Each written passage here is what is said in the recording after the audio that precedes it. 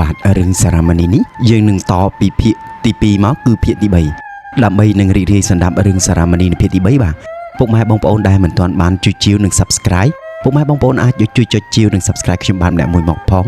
ដើម្បីឲ្យខ្ញុំបានមានកម្លាំងចិត្តនិងបន្តស្វែងរករឿងប្រឡំលោកល្អៗនិទានចែកជូនប្រិយមិត្តអ្នកស្ដាប់កំសាន្តមុនពេលគេងទាំងអស់គ្នាបាទរាល់ថ្ងៃយើងនាំគ្នាស៊ីតែអត្រេងងៀតត្រេកឆ្អើដែលយើងយកមកជាមួយ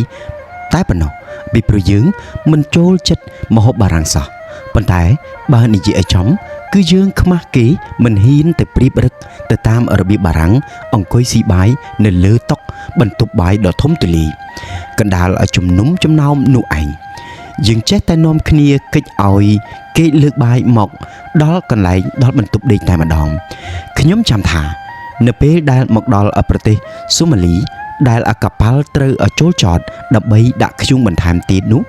មានមនុស្សខ្មៅឃ្លិចខ្មៅជាងខ្មែរទៅទៀតហែលទឹកក្រឡឹងជុំវិញកប៉ាល់ដើម្បីចាំមុជដណ្ដើមយកប្រាក់កាក់ដែលយើងទម្លាក់ទៅឲ្យវាលួងបង្គាប់ម្ចាស់ស្ត្រីឲ្យយកលុយទៅទម្លាក់ទឹកឲ្យពួកវាប្រញាប់នាំគ្នាមុជដណ្ដើមដើម្បីបានអាសោចលេងយ៉ាងសប្បាយបន្ទាប់មកទៀតបានប៉ុន្មានថ្ងៃ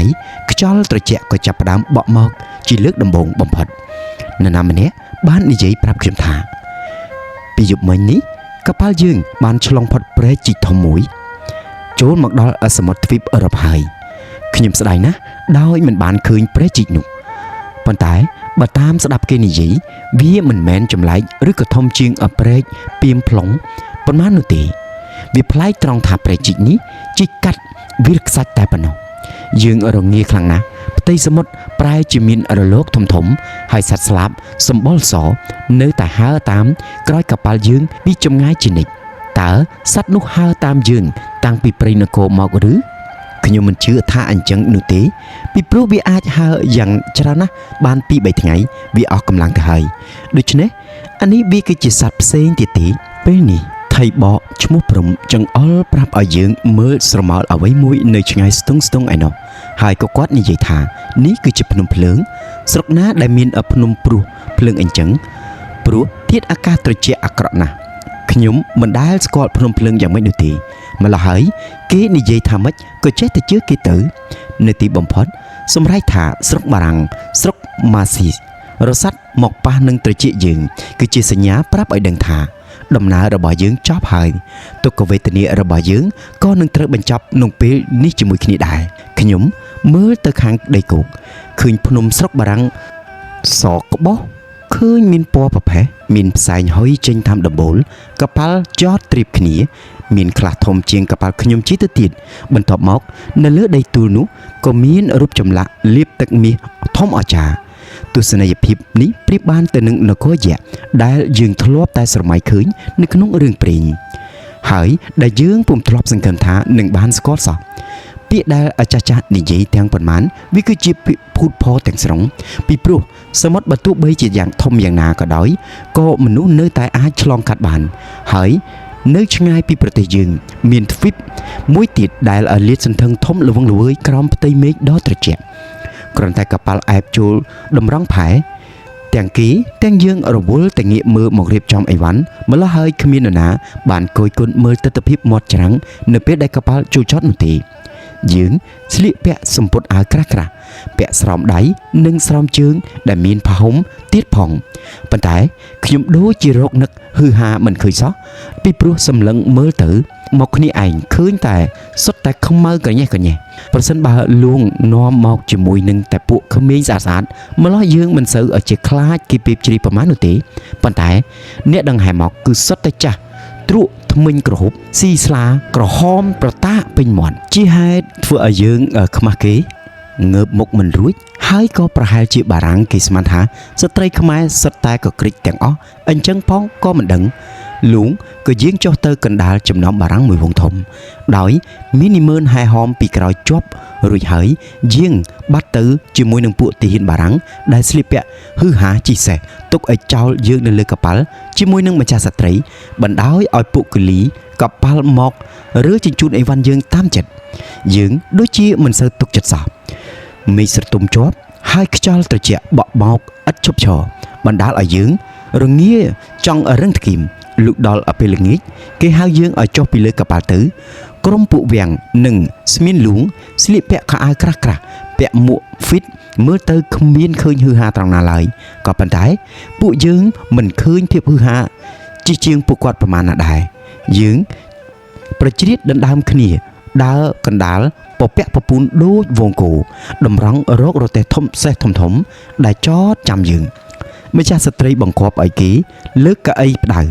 បាវអង្គរត្រីងៀតនិងអីវ៉ៃអីវ៉ាន់ទាំងអស់ដាក់នៅលើដំបូលរទេះរួចទើបយើងជិះរទេះសេះចេញទៅប៉ុន្តែផ្លូវសុទ្ធតែក្រាលថ្មរដេបរដប់រលាក់ស្ទើរតែក្រឡុកថ្លើមប្រមាត់បារាំងឈរប្រជុំគ្នាដង្ហែតាមមាត់ផ្លូវនិយាយលោឡាហៅចំឈ្មោះលួងយើងតែម្ដងហើយមានអ្នកខ្លះថែមទាំងបោះបារីឲ្យយើងជក់ទៀតផង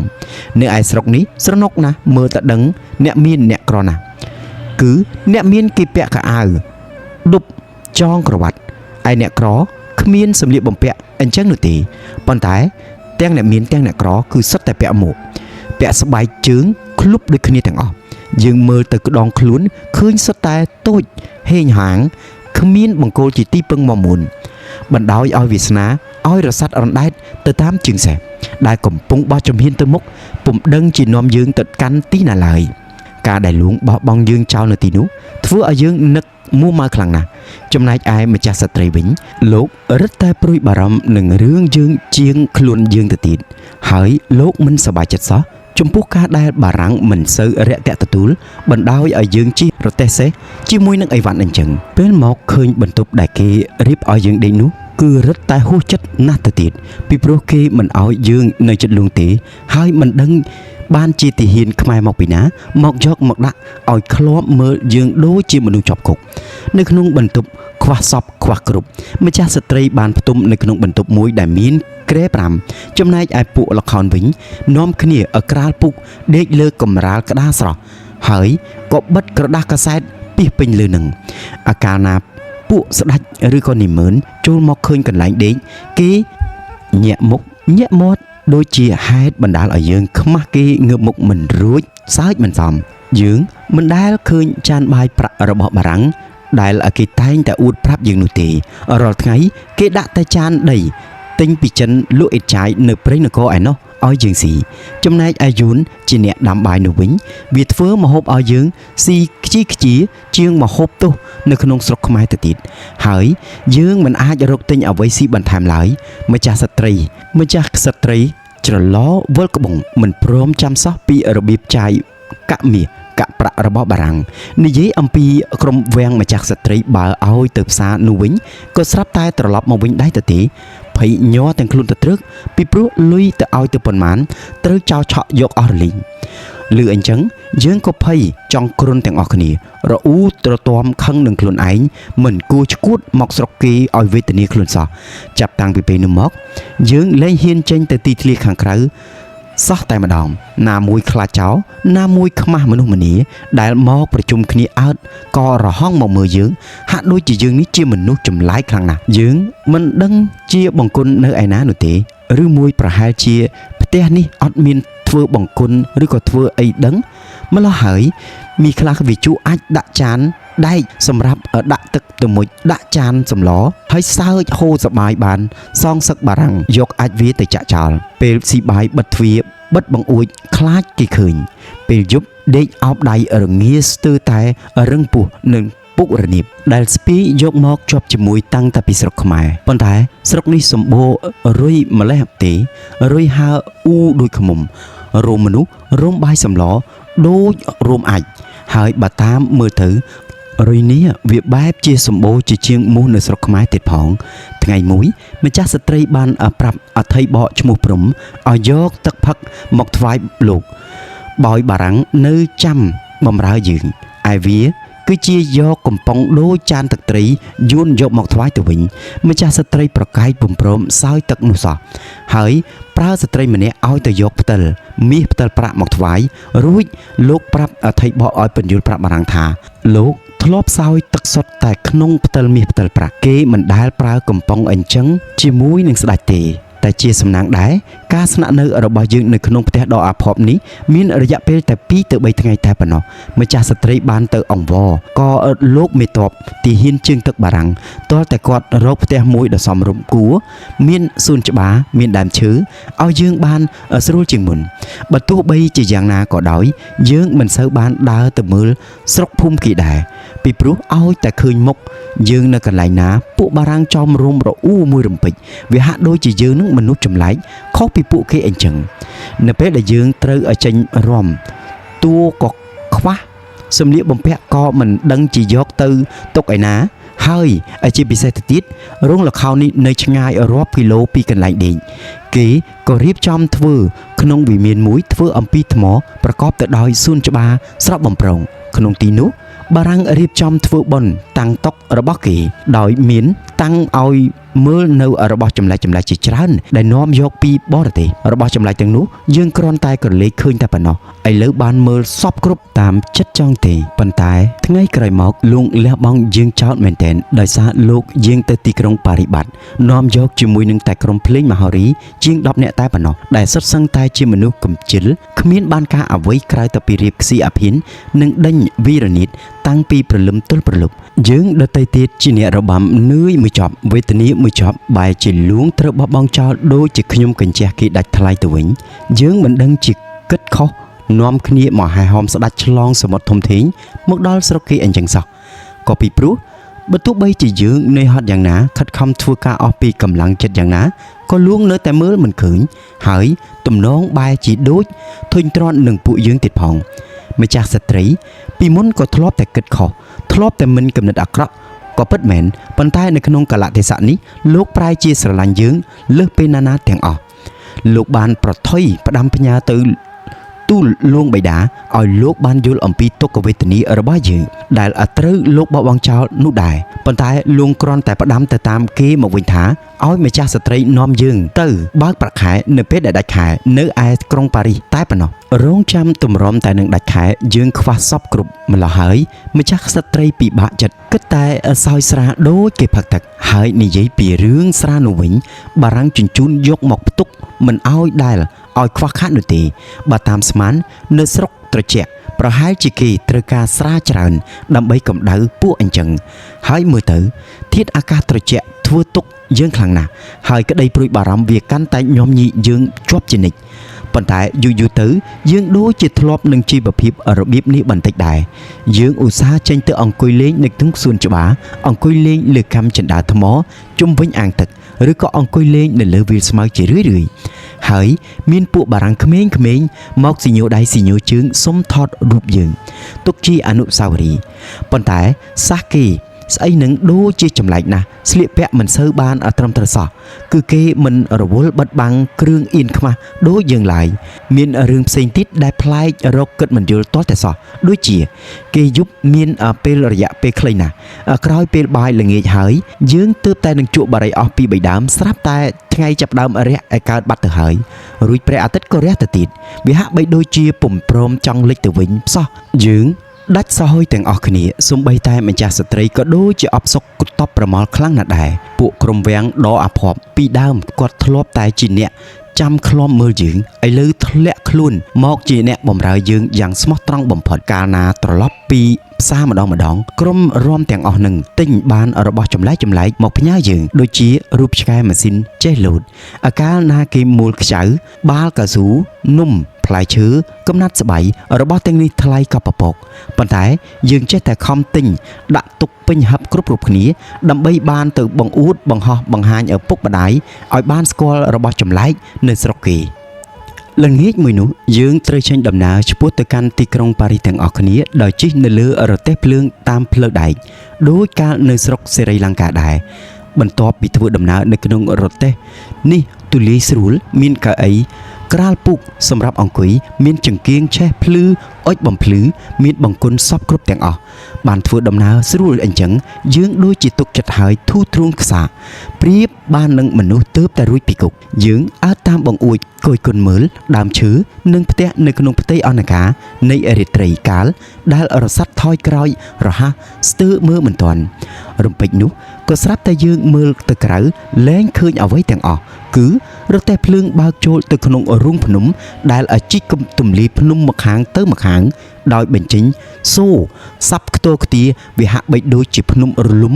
សង្កត់នៅលើយើងព្រឹកស្អែកឡើងរទេះភ្លើងនោះបើកទៅមុខដដែលវាកាត់វាលស្រែពណ៌បៃតងស្រស់ព្រៃស្បាតនិងឆ្លងកាត់ស្ពានជាច្រើនរាប់មិនអស់ស្រុកស្រែចម្ការនៅស្រុកបារាំងវាខុសគ្នាស្រឡះពីស្រុកយើងគឺគេដាំដំណាំឥតឲ្យសល់ដីទំនេរមួយដុំណាឡើយនៅទីបញ្ចប់នៅពេលដែលយើងមកដល់កន្លែងមួយដែលមានផ្ទៃមេឃប្រែជាខ្មៅអាប់ជាងនៅឯស្រុកម៉ាស៊ីទៅទៀតនោះមាននរណាម្នាក់មកប្រាប់យើង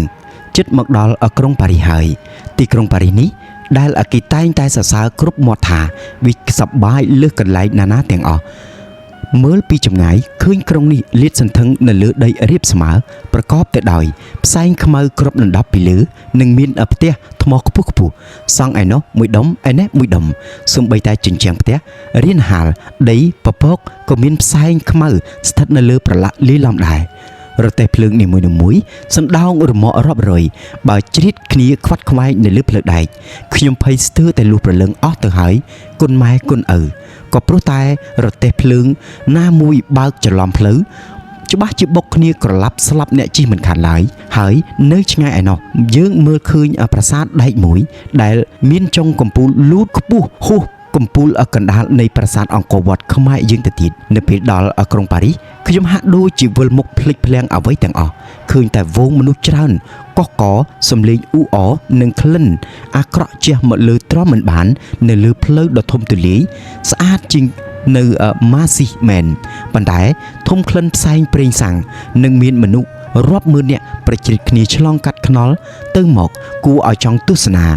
ជាសំណាងល្អដែរនៅទីបញ្ចប់យើងបានមកជួបមិត្តភ័ក្តិមកជួបលួងវិញលួងគង់នៅក្នុងដំណាក់ធំមួយប៉ុនគ្នានឹងប្រាសាទបាញ់យងនៅភ្នំពេញដែរស្ថិតនៅជាប់ផ្លូវធំមានដាំដើមឈើលើចិញ្ចើមផ្លូវអមសងខាងព្រមទាំងមានឡានបើកបន្តកន្ទុយគ្នាឥតដាច់យើងស្នាក់នៅទីក្រុងប៉ារីសបានតិចថ្ងៃណាស់ហើយយើងត្រូវរាំតែ2ដងតែប៉ុណ្ណោះទី1រាំនៅផ្ទះលោកប្រធានាធិបតីបារាំងឯទី2គឺរាំនៅក្នុងសួនច្បារដែលមើលទៅល្អដូចឋានសួគ៌យ៉ាងនោះដែរលួងបង្គាប់ឲ្យគេនាំយើងដើរលេងទៅមើលសៀកដែលមនុស្សប្រុសមនុស្សស្រីស្លៀកពាក់ស្អាតស្អាតហើយនាំគ្នាផែលជិះសេះដែលកំពុងផាយយ៉ាងលឿនមានមនុស្សឡើងជិះត្រួតលើគ្នាលើកជើងឡើងលើមានមនុស្សវាយប្រដាល់គ្នាម្ចាស់ក្សត្រីក៏បាននាំយើងទៅមើលប្រាសាទដែកដ៏ធំគួរឲ្យខ្លាចរហូតដល់មានឪពុកយើងខ្លះខ្លាចមិនហ៊ានឡើងមើលសុកចិត្តអង្គុយចាំនៅខាងក្រោមរងាអោបដៃកំប្រោញខ្ញុំប្រថុយឡើងទៅជាមួយម្ចាស់ស្ត្រីនិងពួកម៉ាក់ពី3នាក់រហូតដល់ជាន់ទី1គេឲ្យយើងចូលទៅក្នុងរទេះមួយបិទយ៉ាងជិតស្រដៀងគ្នានឹងរទេះដែលដឹកយើងពីម៉ាស៊ីមកប៉ារីសដែរហើយគេរូតសណ្ដោងឡើងទៅពុំចាំបាច់ឲ្យយើងឡើងតាមជណ្ដើរនាំហត់នោះទេនៅលើជាន់ទី1នោះមានលក់នំលក់ស្រាមើលទៅក្រោមឃើញប៉ារីសលាតសន្ធឹងធំល្វឹងល្វើយប្រកបទៅដោយកំពូលប្រាសាទនិងសសរជ្រុងច្រាំងហើយមានទន្លេមួយហូរកាត់ទីក្រុងដែលមានស្ពានច្រើនរាប់មិនអស់ទម្រាំឆ្លងផុតច្រាំងពីម្ខាងទៅម្ខាងប៉ុន្តែខ្ញុំមិនអាចមើលទៅឆ្ងាយឃើញដល់ជើងមេឃទេពីព្រោះតែផ្សែងហុយចេញពីគ្រប់ដបូលផ្ទះនោះវាធ្វើឲ្យផ្ទៃមេឃទាំងមូលប្រែជាងងឹតសដេដាគ្មាននរណាម្នាក់ហ៊ានឡើងខ្ពស់ជាងនេះទៅទៀតទេនៅពេលចុះមកវិញគេសម្រូតរទេះលឿនស្លេវវាហាក់បីដូចជាយើងធ្លាក់មកឥតមានអ្វីទ្រពីក្រោមជើងដូច្នោះទេដែលជាហេតុនាំឲ្យយើងវិលមុខរកកលក្អួតចង្អោរនៅក្នុងថ្ងៃធ្វើបុណ្យជាតិបារាំងគេយករទេះមកដឹកលួងនិងពួកយើងដែលជាបរិវារទាំងអស់គ្នាហើយបរចេញទៅតាមផ្លូវដ៏ធំទូលាយនិងស្អាតក្រៃលែងបារាំងមាឌធំធំស្លៀកពាក់ខោអាវក្រហមពាក់មួកជិះសេះអមសងខាងក្បួនរទេះយើងជាប់រហូតគេយាមការពារប្រយ័ត្នប្រយែងម្លឹងប្រហែលជាគេនាំលួងទៅដាក់គុកឬក៏នាំទៅសម្លាប់ចោលក៏មិនដឹងយើងឧស្សាហ៍លួចចោលកន្ទុយភ្នែកមើលទៅពួកជីសេះទាំងសងខាងនិងញញឹបញឹកញយមើលយូរទៅរឹតតែខ្លាច หลักคลั่งឡើងខ្លាចរហូតតតែមិនហ៊ានស្អប់បារាំងរាប់លានអ្នកឈរនៅសងខាងផ្លូវស្រែកហូរខិញ្ជ្រៀវស្ដាប់មិនយល់នៅពេលឃើញក្បួនរទេះមកដល់ដែលជាហេតុធ្វើឲ្យយើងភ័យញ័រទៅត្រឹកក្បួនរទេះមកឈប់ក្នុងទីវាលមួយដែលគេមានសង់វេទិកាធំអាចដាក់ទស្សនិកជនបានរាប់ពាន់នាក់លួងចុះទៅឈរក្បែរប្រធានាធិបតីបារាំងប៉ុន្តែខ្ញុំសម្លឹងពីចម្ងាយរកចំណាំមុខគាត់នឹងមិនបានសោះទីហ៊ានទម្រាបជួរដើរស្រោះគ្នានៅលើវាលស្មៅបន្ទាប់មកមានអ្នកជិះសេះកាន់ដាវនិងដៃធ្វើដំណើរកាត់មុខលួងស្ដេចប្រជាដែលស្រែកអបអរសាទរឡើងត្រហឹងអឹងអាប់រកស្ដាប់ទិសតំបន់អ្វីមិនយល់បានតែគុំមានរបាដែកបាំងជាប់គុំអីពួករាសមុខជាធ្លាយមកជន់ទីហ៊ានដែលកំពុងដើរនោះមិនខានទស្សនីយភាពនេះមានសភាពសម្បើមគួរឲ្យស្ញប់ស្ញែងក្រៃលែង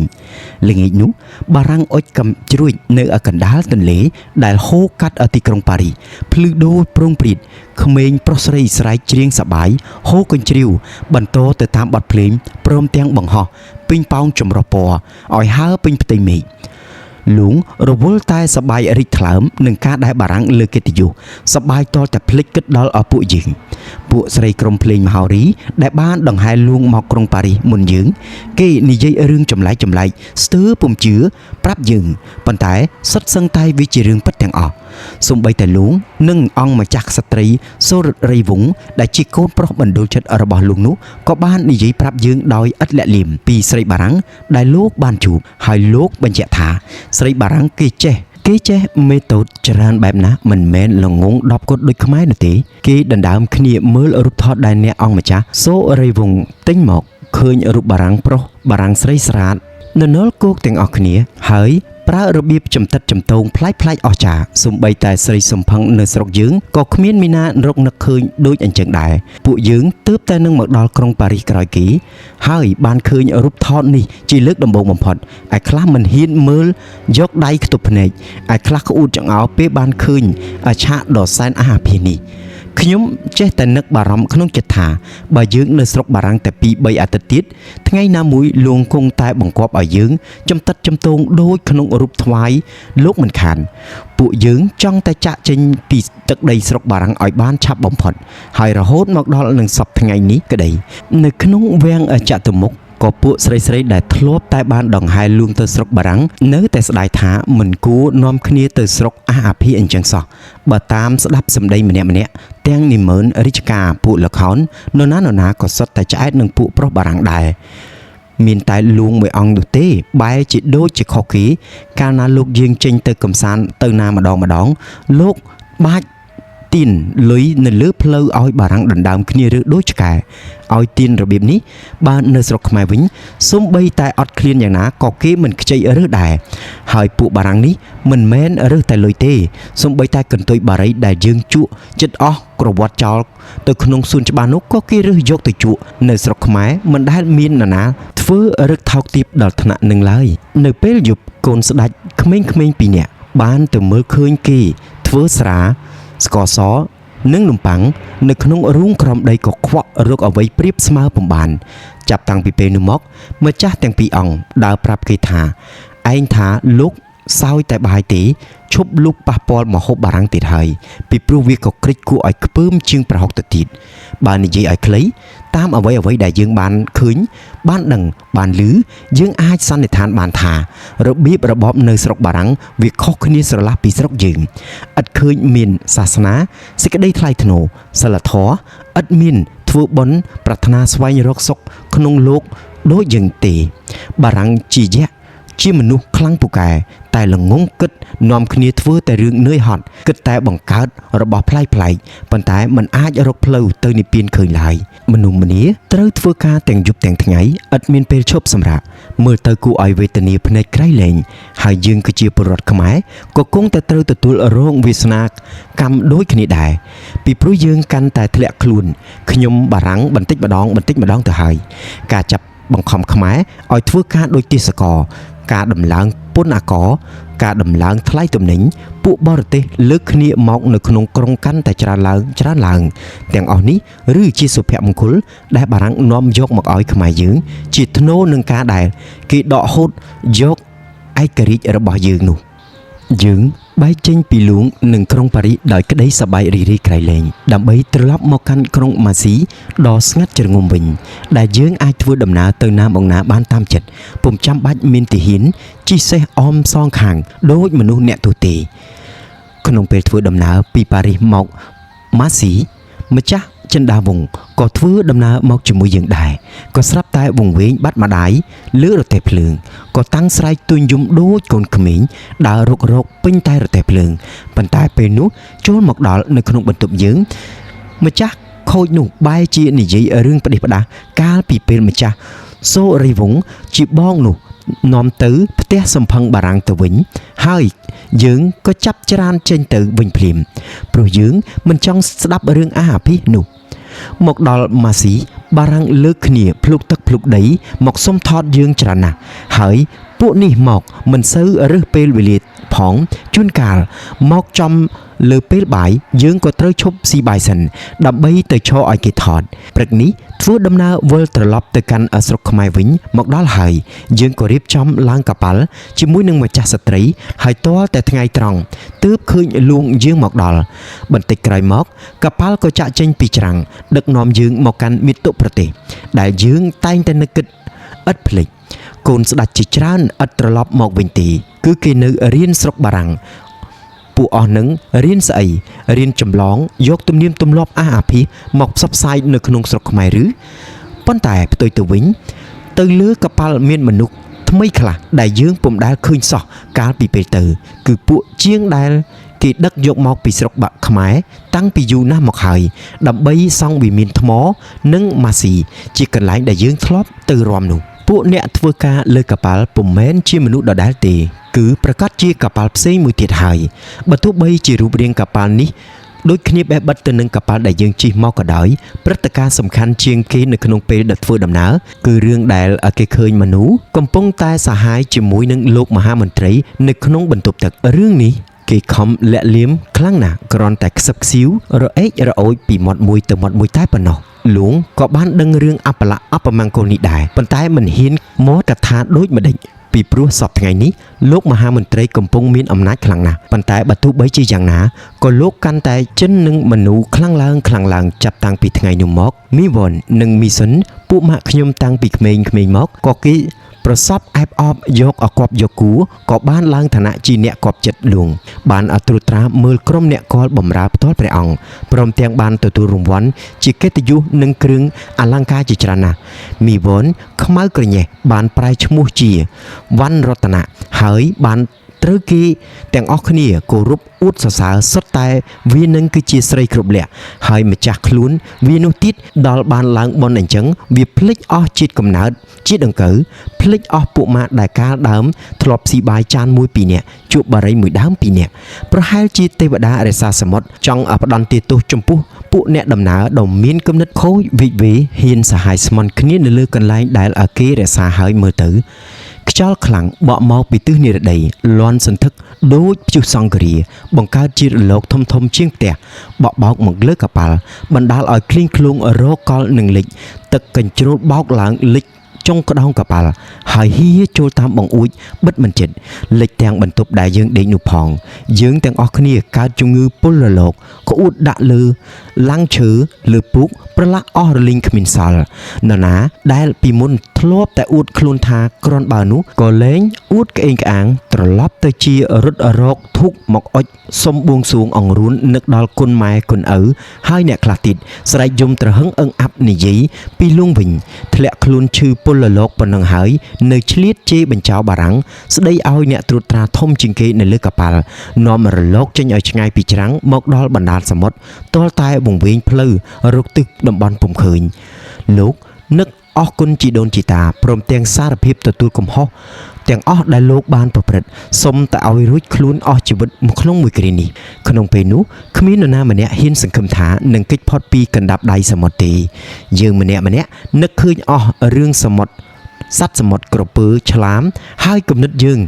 រសាត់ទៅតាមមាត់ច្រាំងដ៏រីករាយក្រោមរស្មីព្រះអាទិត្យនៃមាតុភូមិរបស់យើងដែលពេលនេះប្រហែលជាឪពុកម្ដាយយើងកំពុងតែអង្គុយនៅលើរានហាលផ្ទះនឹកព្រួយបារម្ភពីវាសនាយើងភ្នែកយើងមើលទៅជើងមេឃដ៏សែនឆ្ងាយឥតព្រំដែន នៅទីបញ្ចប់មហាសមុទ្រក៏រងាប់ភ្លើងកំហឹងខ្លួនទៅវិញយើងត្រឡប់មកដល់ប្រទេសសេរីលង្កាដោយសុវត្ថិភាពក្រោយពេលដែលឃ្លាតទៅអស់រយៈពេល3ខែដ៏យូរប្រៀបបាននឹង3ឆ្នាំយើងបានវិលមកដល់ច្រាំងកូសាំងស៊ីនក្នុងព្រៃនគរទន្លេធំនិងដីចំការស្រុកលើដែកវិញដោយក្តីសប្បាយរីករាយរកអ្វីប្រៀបស្មើពុំបានទឹកដែលហូរនាំដីល្បាប់មកជន់លិចដល់ច្រាំងទំនងដូចជាចង់លិចសួនច្បារកំពុងផែផងកប៉ាល់ក៏ចូលចតនៅមុខវាំងតែម្ដងទូកច្រើនរាប់មិនអស់មកចំរួមជុំវិញកប៉ាល់ខ្ញុំឃើញពុកនឹងម៉ែឈរស្រក់សាច់ស្គមជាងមុនឆ្ងាយណាស់គាត់ព្រួយចិត្តខ្លាំងពេកស្មានថាខ្ញុំស្លាប់មិនបានជួបគាត់វិញទេគេដង្ហែពួកយើងចុះពីលើកប៉ាល់ដើរទៅតាមផ្លូវរហូតដល់មាត់ទ្វារកំពែងសីមាពេលដែលយើងឃើញផ្ទះឪពុកម្ដាយខ្ញុំក៏តូចច្រឡឹងនៅក្រោមរស្មីព្រះអាទិត្យនោះវិញការតានតឹងនៅក្នុងចិត្តទាំងប៉ុន្មានក៏រលាយបាត់អស់រលីងដោយឯងអស់អ្នកអស់នាងដែលបានទៅស្រុកបារាំងនឹងគេដណ្ដើមគ្នាស្ដាប់រឿងនិយាយប្រាប់ឡើងចំហមាត់ហើយប្រញាប់នាំគ្នាដណ្ដើមយករបស់របរដែលយើងទិញយកមកទាំងប៉ុន្មានឥតមានសល់អ្វីបន្តិចបន្តួចឡើយក្រៅតែពីអនុស្សាវរីយ៍ដ៏ល្វីងជូរចត់ដែលយើងខំបំភ្លេចចោលឲ្យបានឆាប់ជាទីបំផុតឥឡូវនេះខ្ញុំមានការពិសោធន៍គ្រប់គ្រាន់ខ្ញុំអាចដឹងយ៉ាងច្បាស់ដោយខ្លួនឯងថាចាប់តាំងពីពេលនេះតទៅក្តីសង្ឃឹមថានឹងបានក្លាយទៅជាអ្នករបាំដ៏មានកេរ្តិ៍ឈ្មោះល្បីនៅថ្ងៃណាមួយខាងមុខនោះរសាយសាបសូន្យអស់ទៅហើយនៅក្នុងរយៈពេល2ឆ្នាំចុងក្រោយនៃការរស់នៅក្នុងវាំងខ្ញុំជួបប្រទះនឹងរឿងរ៉ាវដ៏គួរឲ្យអស់សង្ឃឹមគួរឲ្យឆ្អែតចិត្តផ្ទុនគ្នាខ្ញុំអាយុបាន13ឆ្នាំហើយគឺខ្ញុំពេញវ័យល្មមនឹងគេចាត់ទុកថាជាស្ត្រីម្នាក់ផ្លូវខ្ញុំប្រែជាមានពណ៌សាច់ណែនមូលខ្លំហើយខ្ញុំភ័យណាស់ខំរត់ទៅលបសួរម៉ែនៅពេលដែលឃើញដោះរោមត្រឡាច់នៅត្រង់ចន្លោះគល់ផ្លូវទាំងពីរត្រគាកខ្ញុំរីកហើយដោះខ្ញុំក៏ចាប់ផ្ដើមដោះធំប្រហែលប៉ុនមេដៃដែរប៉ុន្តែឈឺពាល់មិនបានខ្ញុំមិនហ៊ាននិយាយរឿងអស់នេះប្រាប់ពួកម៉ាក់ទេព្រោះពួកមីអស់នឹងវាសិតតែស្រូបការមុនខ្ញុំទៅទៀតប៉ុន្តែពួកវានៅតែប្រឡែងដេញគ្នាពេញសួនច្បារស្រែកហូរកញ្ជ្រៀវឬស៊ីនំសំញែងដូចកូនក្មេងឥតឃើញវាផ្លាស់ប្ដូរចរិតត្រង់ណាបន្តិចសោះចំណែកឯខ្ញុំវិញខ្ញុំលែងហ៊ានទៅងូតទឹកម៉ាស៊ីននៅកណ្ដាលវាលដូចមុនទៀតហើយដោយខ្លាចប្រុសដូចជាបោយឬក៏ជាអ្នកបាយលួងអ្នកភ្លេងបងប្អូនឬក៏ឪពុកម្ដាយពួកល្ខោនឬក៏ពួកកូនស្ដាច់តូចក្បាលខូចដែលដើរទៅមកឃើញសេចក្តីអៀនខ្មាស់វាតម្រូវឲ្យខ្ញុំលះបង់សេរីភាពខ្លះចោលចេញគឺខ្ញុំត្រូវតែប្រយ័ត្នប្រយែងងូតទឹកនៅក្នុងបន្ទប់ស្រួលបួលស្រីខ្លះក៏បានចូលទៅដល់ក្នុងបន្ទប់ទឹកក៏តាំងលេងខ្លួនទៅទេស្លៀកតែសារ៉ុងចងក្បិនកប់ក្រលៀនដូចប្រុសទោះបីជាខ្ញុំមានការអៀនខ្មាស់យ៉ាងណាក៏ដោយក៏ខ្ញុំនៅតែភ្លីភ្លើមិនសូវដឹងអីនៅតែមានចរិតក្មេងនៅឡើយពេលទំនេរក្រោយពីហាត់រាំនៃថ្ងៃណាមួយខ្ញុំពុំត្រូវអវេនចូលគាល់បំរើលួងខ្ញុំចំណាយពេល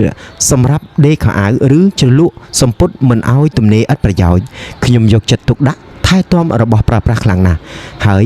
ពួកម៉ាក់អស់នឹងបើខ្ចីសម្ពុតអាវខ្ញុំយកទៅស្លៀកម្ដងវាស្លៀករិចរិលទាល់តែអស់ប្រឡាក់ក៏ក្រិចឬក៏រហែកធ្លុះធ្លាយទើបវាយកមកសងខ្ញុំវិញម្ល៉េះហើយខ្ញុំខ្ជិលយកវិញសុកចិត្តឲ្យវារហូតតែម្ដងឥឡូវខ្ញុំមានបន្ទប់ផ្ទាល់ខ្លួនតូចមួយសម្រាប់ដេកម្នាក់ឯងដាច់ដោយឡែកពីគេនៅក្នុងរោងពីដើមខុនថាន់គាត់សង់គោឲ្យកូនល្ខោនគាត់នៅផ្ទះនោះធ្វើអំពីឈើមាន2ជាន់សង់ខ្ពស់ពីដីបន្តិចពិបាកក្រៃលែងក្នុងការលូនចូលបោះសម្រាមដែលស្អុយរលួយនៅក្រោមផ្ទះតាំងពីច្រើនឆ្នាំណាស់មកហើយជណ្ដើរឡើងក៏កាន់តែជាន់ទី1ដែលកន្លែងដេករបស់ពួកល្ខោនវាខណ្ឌជាបន្ទប់ដាច់ដោយឡែកពីគ្នានៅជាន់ខាងក្រោមក៏ដូចជាជាន់ខាងលើដែរពីដានឈើពុកអស់កាលណាភ្លៀងម្ដងលិចដូចកណ្ដាលវាលអញ្ចឹងពីកន្លែងដេកទៅខ្ញុំអាចមើលឃើញសួនច្បារផ្លូវក្រាលថ្មក្រោមដើមឈើធំនោះកំពូលប្រាង្គប្រាសាទលាបទឹកមាសលឿងឆ្អិនឆ្អៅហើយនៅខាងត្បូងឯណោះដងទង់នៃវត្តព្រះកែវលូតខ្ពស់ដាច់គេគ្រឿងប្រើប្រាស់ទាំងអស់សុទ្ធតែជារបស់ផ្ទាល់ខ្លួនខ្ញុំដែលឪពុកទិញយកមកឲ្យគឺគ្រែឈើមួយមានមុងក្រាលពុកកម្រាលខ្មៅកន្ទេលខ្នើយហឹបពីសម្រាប់ដាក់សម្ពុតអាវនិងមាសប្រាក់កាស និងទូកញ្ចក់មួយដែលនៅក្នុងនោះខ្ញុំទម្រាបដាក់ទឹកអប់កំប៉ុងប្រេងម្សៅនិងរមៀតសម្រាប់លាបសម្រិតសម្រាំងរាងកាយរាល់ថ្ងៃលើពីនោះទៅទៀតខ្ញុំមានរៀបចូលអំបោះហុងម្ជុលកន្ត្រៃសំពត់ផាហ៊ុំសារ៉ុង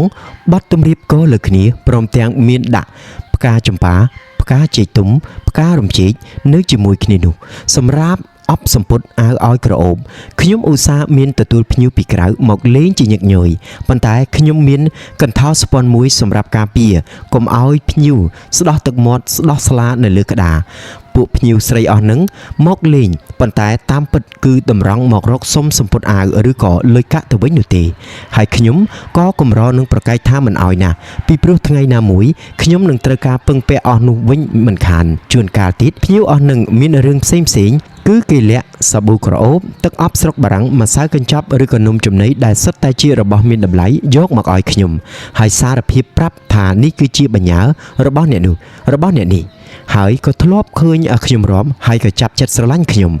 គេសុំឲ្យខ្ញុំផ្ញើកន្សែងមួយទៅឲ្យគេវិញបើទោះជាកន្សែងនោះចាស់រហែកយ៉ាងណាក៏ដោយឲ្យតែគេមានជាប់ក្លិនខ្លួនខ្ញុំធ្វើរឹកជាខឹងនឹងមេអណ្ដើកនេះដោយនិយាយកំញាញថានឹងទៅទូលលួងឲ្យចាប់យកវាទៅធ្វើបាបយកទៅដាក់គុករស់អាយុមិនខានប៉ុន្តែទោះយ៉ាងណាខ្ញុំក៏នៅតែទទួលយករបស់ជំនួសដែរដើម្បីយកទៅចែកពួកម៉ាក់ស៊ីសើចលេងសប្បាយដោយមានផ្ដាំផ្ញើពាក្យជេរបញ្ចោទៅឲ្យពួកកំឡោះស្នេហាលងខួរនោះទៀតផងខ្ញុំខំរៀបចំបន្ទប់ឲ្យបានស្អាតជាងបន្ទប់ពួកម៉ាក់ខ្ញុំឯទៀតមានតែកាហ៊ុនប្អូនស្រីជីដូនមួយខ្ញុំទេដែលមកនៅជាមួយខ្ញុំរាល់ថ្ងៃដែលជាអ្នកបម្រើដែលជាពួកម៉ាក់ដែលជាអ្នកមើលការខុសត្រូវលើទ្រព្យសម្បត្តិខ្ញុំនិងក៏ជាអ្នកដែលនាំដំណឹងពីខ្ញុំទៅផ្ទះនិងពីផ្ទះមកខ្ញុំរាល់ថ្ងៃវាពិបាកបំផុតត្រង់ថាអារឿងបោសសម្រាមនិងអារឿងរៀបចំអីវ៉ាន់ដែលពួកភ្ញៀវចូលមករស់រើទៅតាមចិត្តពួកម៉ាក់ខ្លះនៅក្នុងថែវនេះពិបាកពេកនាំគ្នាមក4-5នាក់មកដេកពេញកន្លែងខ្ញុំថែមទាំងលេងបៀជក់បារីពង្រីគួរឲ្យធុញទ្រាន់ក្រៃលែងដើម្បីបណ្ដេញវាចេញទៅវិញទាល់តែប្រើកម្លាំងបាយឬក៏ធ្វើចារឹកឲ្យកាចខូខើបន្តិចប៉ុន្តែខ្ញុំពុំបាននឹកស្មានថាការដែលធ្វើដូច្នោះវាអាចជាហេតុដែលនាំឲ្យគេទៅទូលលួងទូលម្ចាស់ស្ត្រីថាខ្ញុំនឹងកាចឆ្នះដើម្បីដណ្ដើមយកសេចក្តីគប់គួរសម្រាប់ខ្លួនគេទៅវិញសោះពេលព្រលប់មានចង្គៀងឆេះឯងមួយព្យួរនៅតាមពីដានបំភ្លឺពេញបន្ទប់ហើយមានចង្គៀងមួយទៀតដាក់នៅក្រោមបង្អួចបន្ទប់ខ្ញុំសម្រាប់បំភ្លឺសួនច្បាររហូតទល់ព្រឹករាល់ព្រឹកខ្ញុំនិងកាហ៊ុនទិញអំបោះស្រកីដូងមួយម្នាក់ដើម្បីបោះច្រាសបន្ទប់សពអស់កន្លុកកន្លៀតបន្ទាប់មកខ្ញុំងូតទឹកសម្អាតខ្លួនហើយរៀបចំលើរៀនហាលចូលបំរើលួងខ្ញុំត្រូវងូតទឹកយូរជាងសពមួយដងកាលណាកាហ៊ុនទៅយកបាយពីផ្ទះមកទទួលទានម៉ែឧស្សាហ៍តាមមកជាមួយវាដើម្បីមកលេងនឹងខ្ញុំចំណែកឪពុកវិញយូរទៅបានមកលេងម្ដងប៉ុន្តែមកម្ដងណាក៏ដូចម្ដងណាពុំដែលបានលុយមួយសេនពីខ្ញុំទៅផ្ទះទេមានតែខ្ញុំខ្វេះកកាយអស់ពីហោប៉ៅគាត់ហើយបើមានបារីប៉ុន្មានគាត់ឲ្យខ្ញុំទាំងអស់សុខចិត្តអត់ខ្លួនឯងក្នុង4ថ្ងៃខ្ញុំទំនេរបាន3ថ្ងៃក្នុងពេលទំនេរនោះខ្ញុំមិនសូវរវល់រឿងសម្អាតខ្លួនប៉ុន្មានទេហើយខ្ញុំចុះទៅទិញនំដែលគេដាក់លក់នៅក្នុងសួនច្បារបន្ទាប់មកយើងប្រជុំគ្នាដើរលេងទាំងក្រុមដោយមានម៉មសំអយសំអាងចែមសុនសូឡាយដែលជាអ្នកក្លាហានជាងគេដែលជាមេដឹកនាំយើងលួចអស់មន្ទាផ្លែពុត្រាផ្លែល្មុតដែលស្ដេចចាស់និងអស់លោកអ្នកនាងថែទាំស្រោចទឹកផ្ចិតផ្ចង់បំផុតកាលណាយើងលួចឆ្អែតឆ្អន់ហើយយើងក៏នាំគ្នាអង្គុយជជែកលេងកន្លែងគៀនងងឹតពួកធំបង្គាប់គ្នាទៅវិញទៅមកថាមានតាក់ទងជាមួយនឹងស្មានធ្វើការនៅបុយរ៉ូរ៉េស៊ីដងបារាំងឬក៏នៅបុយរ៉ូកុងសីពីព្រោះអាកាលពីចេញអត្តរមលើកមុនគេសង្កេតឃើញអ្នកនេះលួចឲ្យកន្ទុយភ្នែកអ្នកនេះច្បាស់ណាស់អ្នកខ្លះទៀតនិយាយភាសាសារភាពប្រាប់គ្នាពីការមិនពេញចិត្តចំពោះជីវភាពក្នុងវាំងហើយចំពោះការដែលលួងមិនសូវរវីរវល់គិតគូរដល់ខ្លួនព្រមទាំងអួតសរសើរអំពីការសប្បាយរីករាយនៃជីវភាពដែលអពុពេញទៅដោយសេរីភាពខាងក្នុងនិងក្រៅវាំងដែលអប្រុសអាច តាមមើលស្រីបានដោយឥតភ័យខ្លាចជាប់គុកដែលស្រីអាចតែងខ្លួនស្អាតបាតដោយមិនចាំបាច់លាក់លៀមពីភ្នែកពួកក្រុមវាំងគេជជែកគ្នា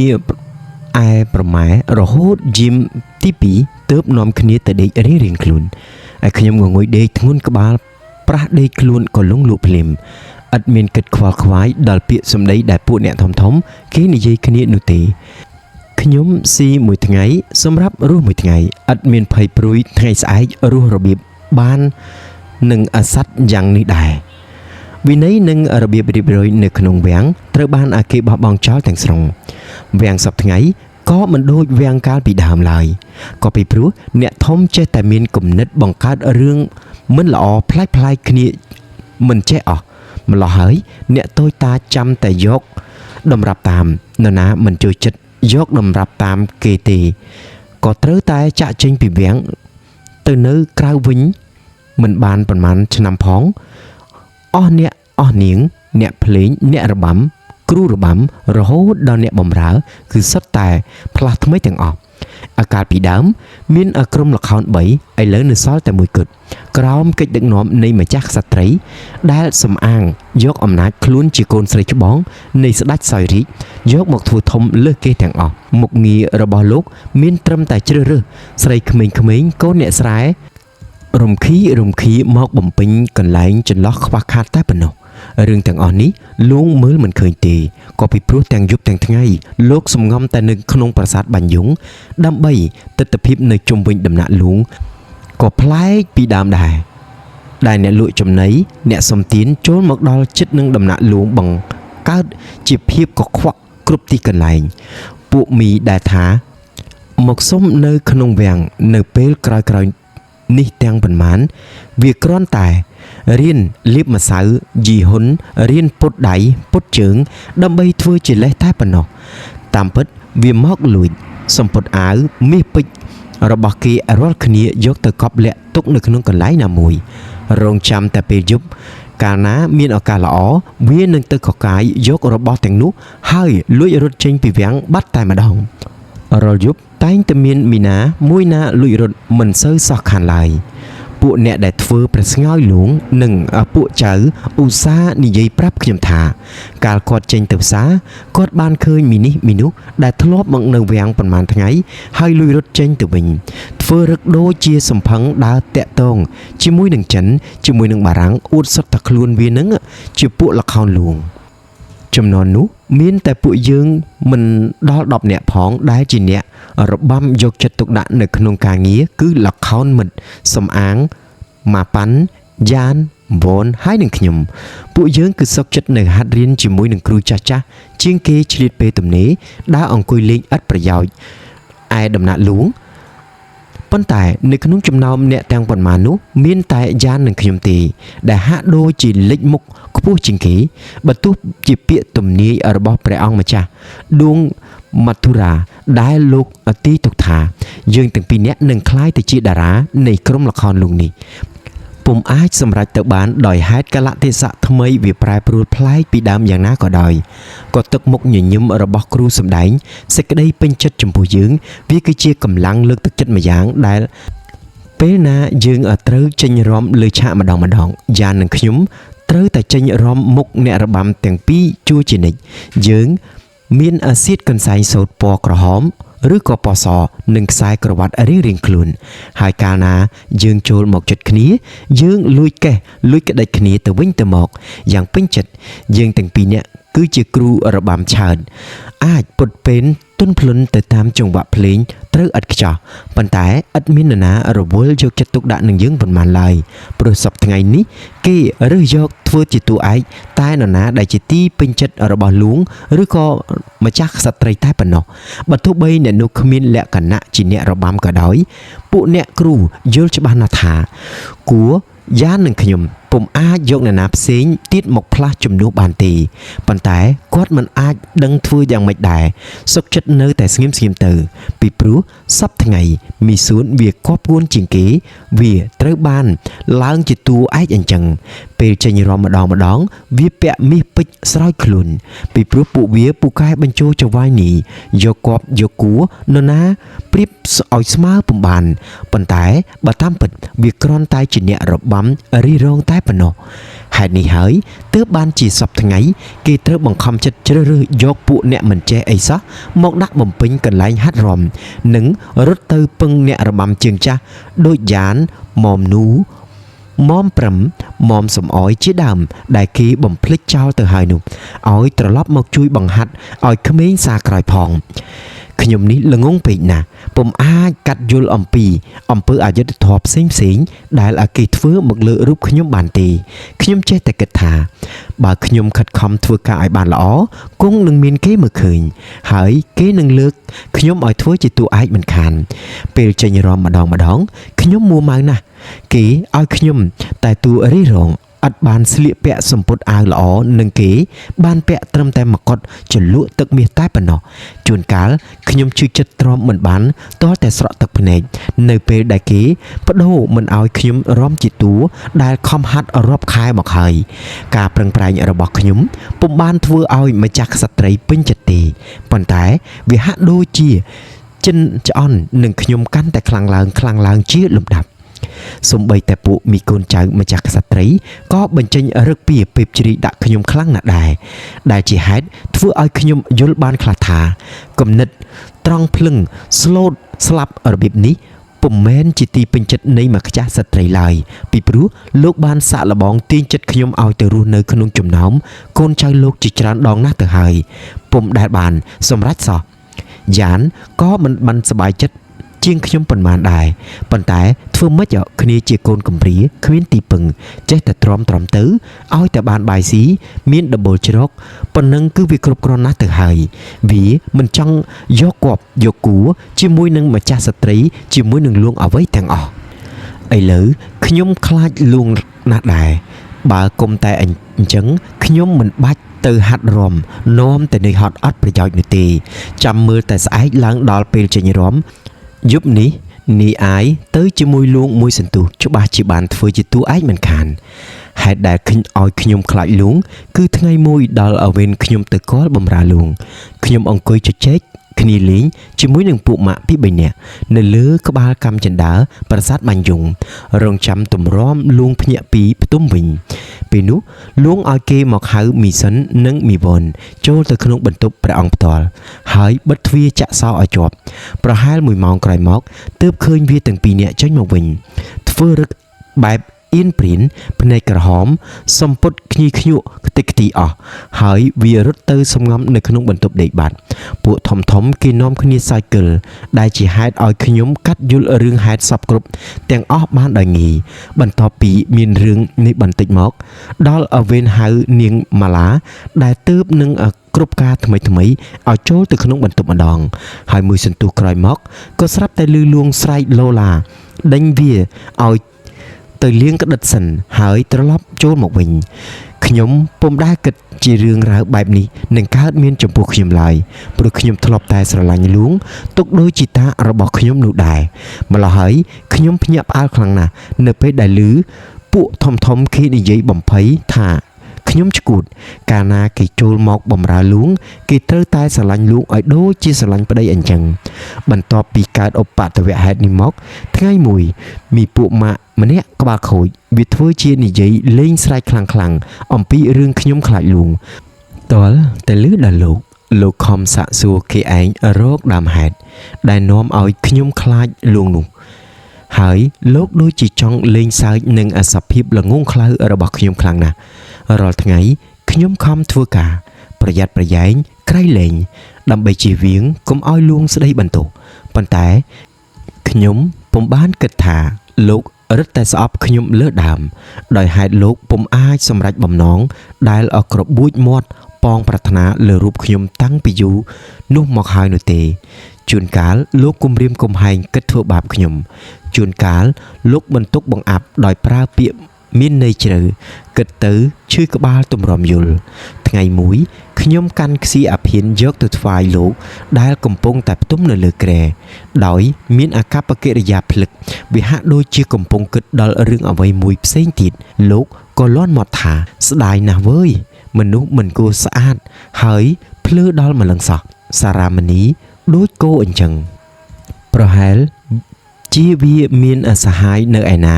ចង់រត់ចោលអញហើយមើលទៅខ្ញុំធ្វើជាមិនលឺព្រោះខ្ញុំយល់ថាលួងចង់និយាយអំពីអ្វីនោះទេនេះគឺជាសំណាងរបស់ខ្ញុំហើយដែលទេវតាលោកជួយបិទបាំងមិនឲ្យខ្ញុំយល់អ្វីទាំងអស់បើគុំតែអញ្ចឹងម្លោះសមនឹងខ្ញុំត្រូវធ្លាក់ខ្លួនទៅក្នុងចំណោមប្រពន្ធដ៏ច្រើនរាប់មិនអស់របស់លួងមិនខានពេលវេលាក៏ចេះតែធ្វើដំណើរទៅមុខក៏ជាលំដាប់ថ្ងៃមួយពេលដល់ម៉ោងលួងងើពីផ្ទុំមីងត្រេតអ្នកលក់មាសពេជ្រមកសុំចូលគាល់ដើម្បីថ្វាយលួងតតគ្រឿងអលង្ការខ្លះក្រែងលោត្រូវការទិញលួងអនុញ្ញាតឲ្យគាត់ចូលមកគាត់ក៏អង្គុយរៀបរឹករួចស្រួលបួលហើយដាក់ប្រអប់ដែកនៅលើកម្រាលព្រំហើយលុប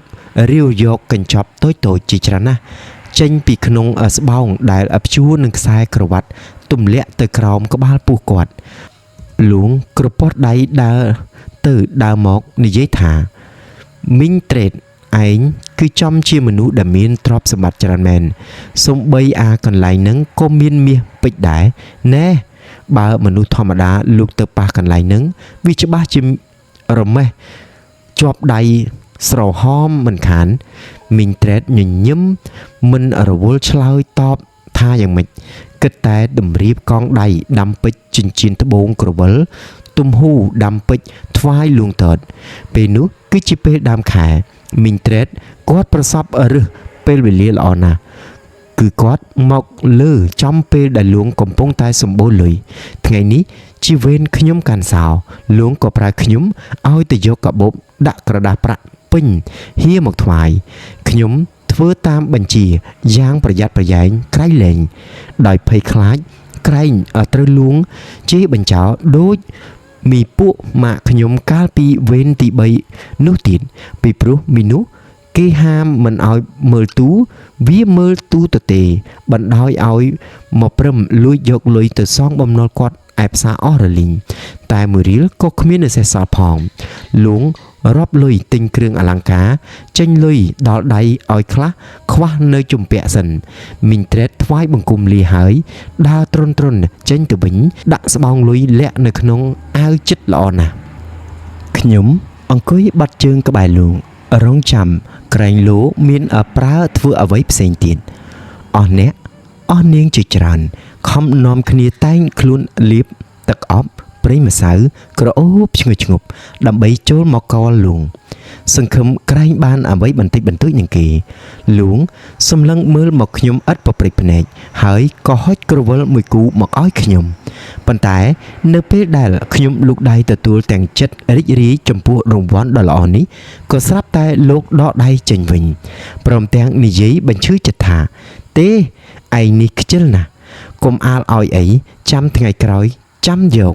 ហើយលោកប្រទានក្រវិលនោះទៅឲ្យមីប៉ុនដែលវាឆ្លៀតចោលកន្ទុយភ្នែកប្រៀបនឹងចំអកមើលមកខ្ញុំទៀតផងខ្ញុំឈឺចិត្តស្រក់ទឹកភ្នែកច្រោករត់ត្រឡប់មកកាន់បន្ទប់ដេកវិញក៏ស្រាប់តែប្រទះឃើញម៉ែដែលមកលេងនឹងម៉មនូតាំងពីពេលប្រលប់មកពីស្រុកបារាំងវិញលួងមិនសូវរវីរវល់នឹកនាដល់ម៉មនូដោយពីដើមទេប៉ុន្តែបើទោះជារវល់យ៉ាងណាក៏ម៉មនូសន្យាថានឹងជូនខ្ញុំទៅសុំគ្រឿងអលង្ការពីលួងឲ្យបានព្រោះគាត់មិនភ្លេចខ្ញុំដែលជាកូនចៅចាស់ដែលធ្លាប់បម្រើគាត់តាំងតែពីដើមនោះមកទេព្រឹកមួយត្រូវវេនអកលបម្រើលួងខ្ញុំអស់កម្លាំងពេកក៏ប្រះដេកទៅលើពុកក្នុងបន្ទប់ដែលលួងទើបតែនឹងងើបចេញពីក្រោយពីផ្ទុំសោយអាភិនអស់រយៈពេលដ៏យូរពេលនោះក៏ស្រាប់តែម៉មនូចូលទៅដល់និយាយថាក្រាបទូល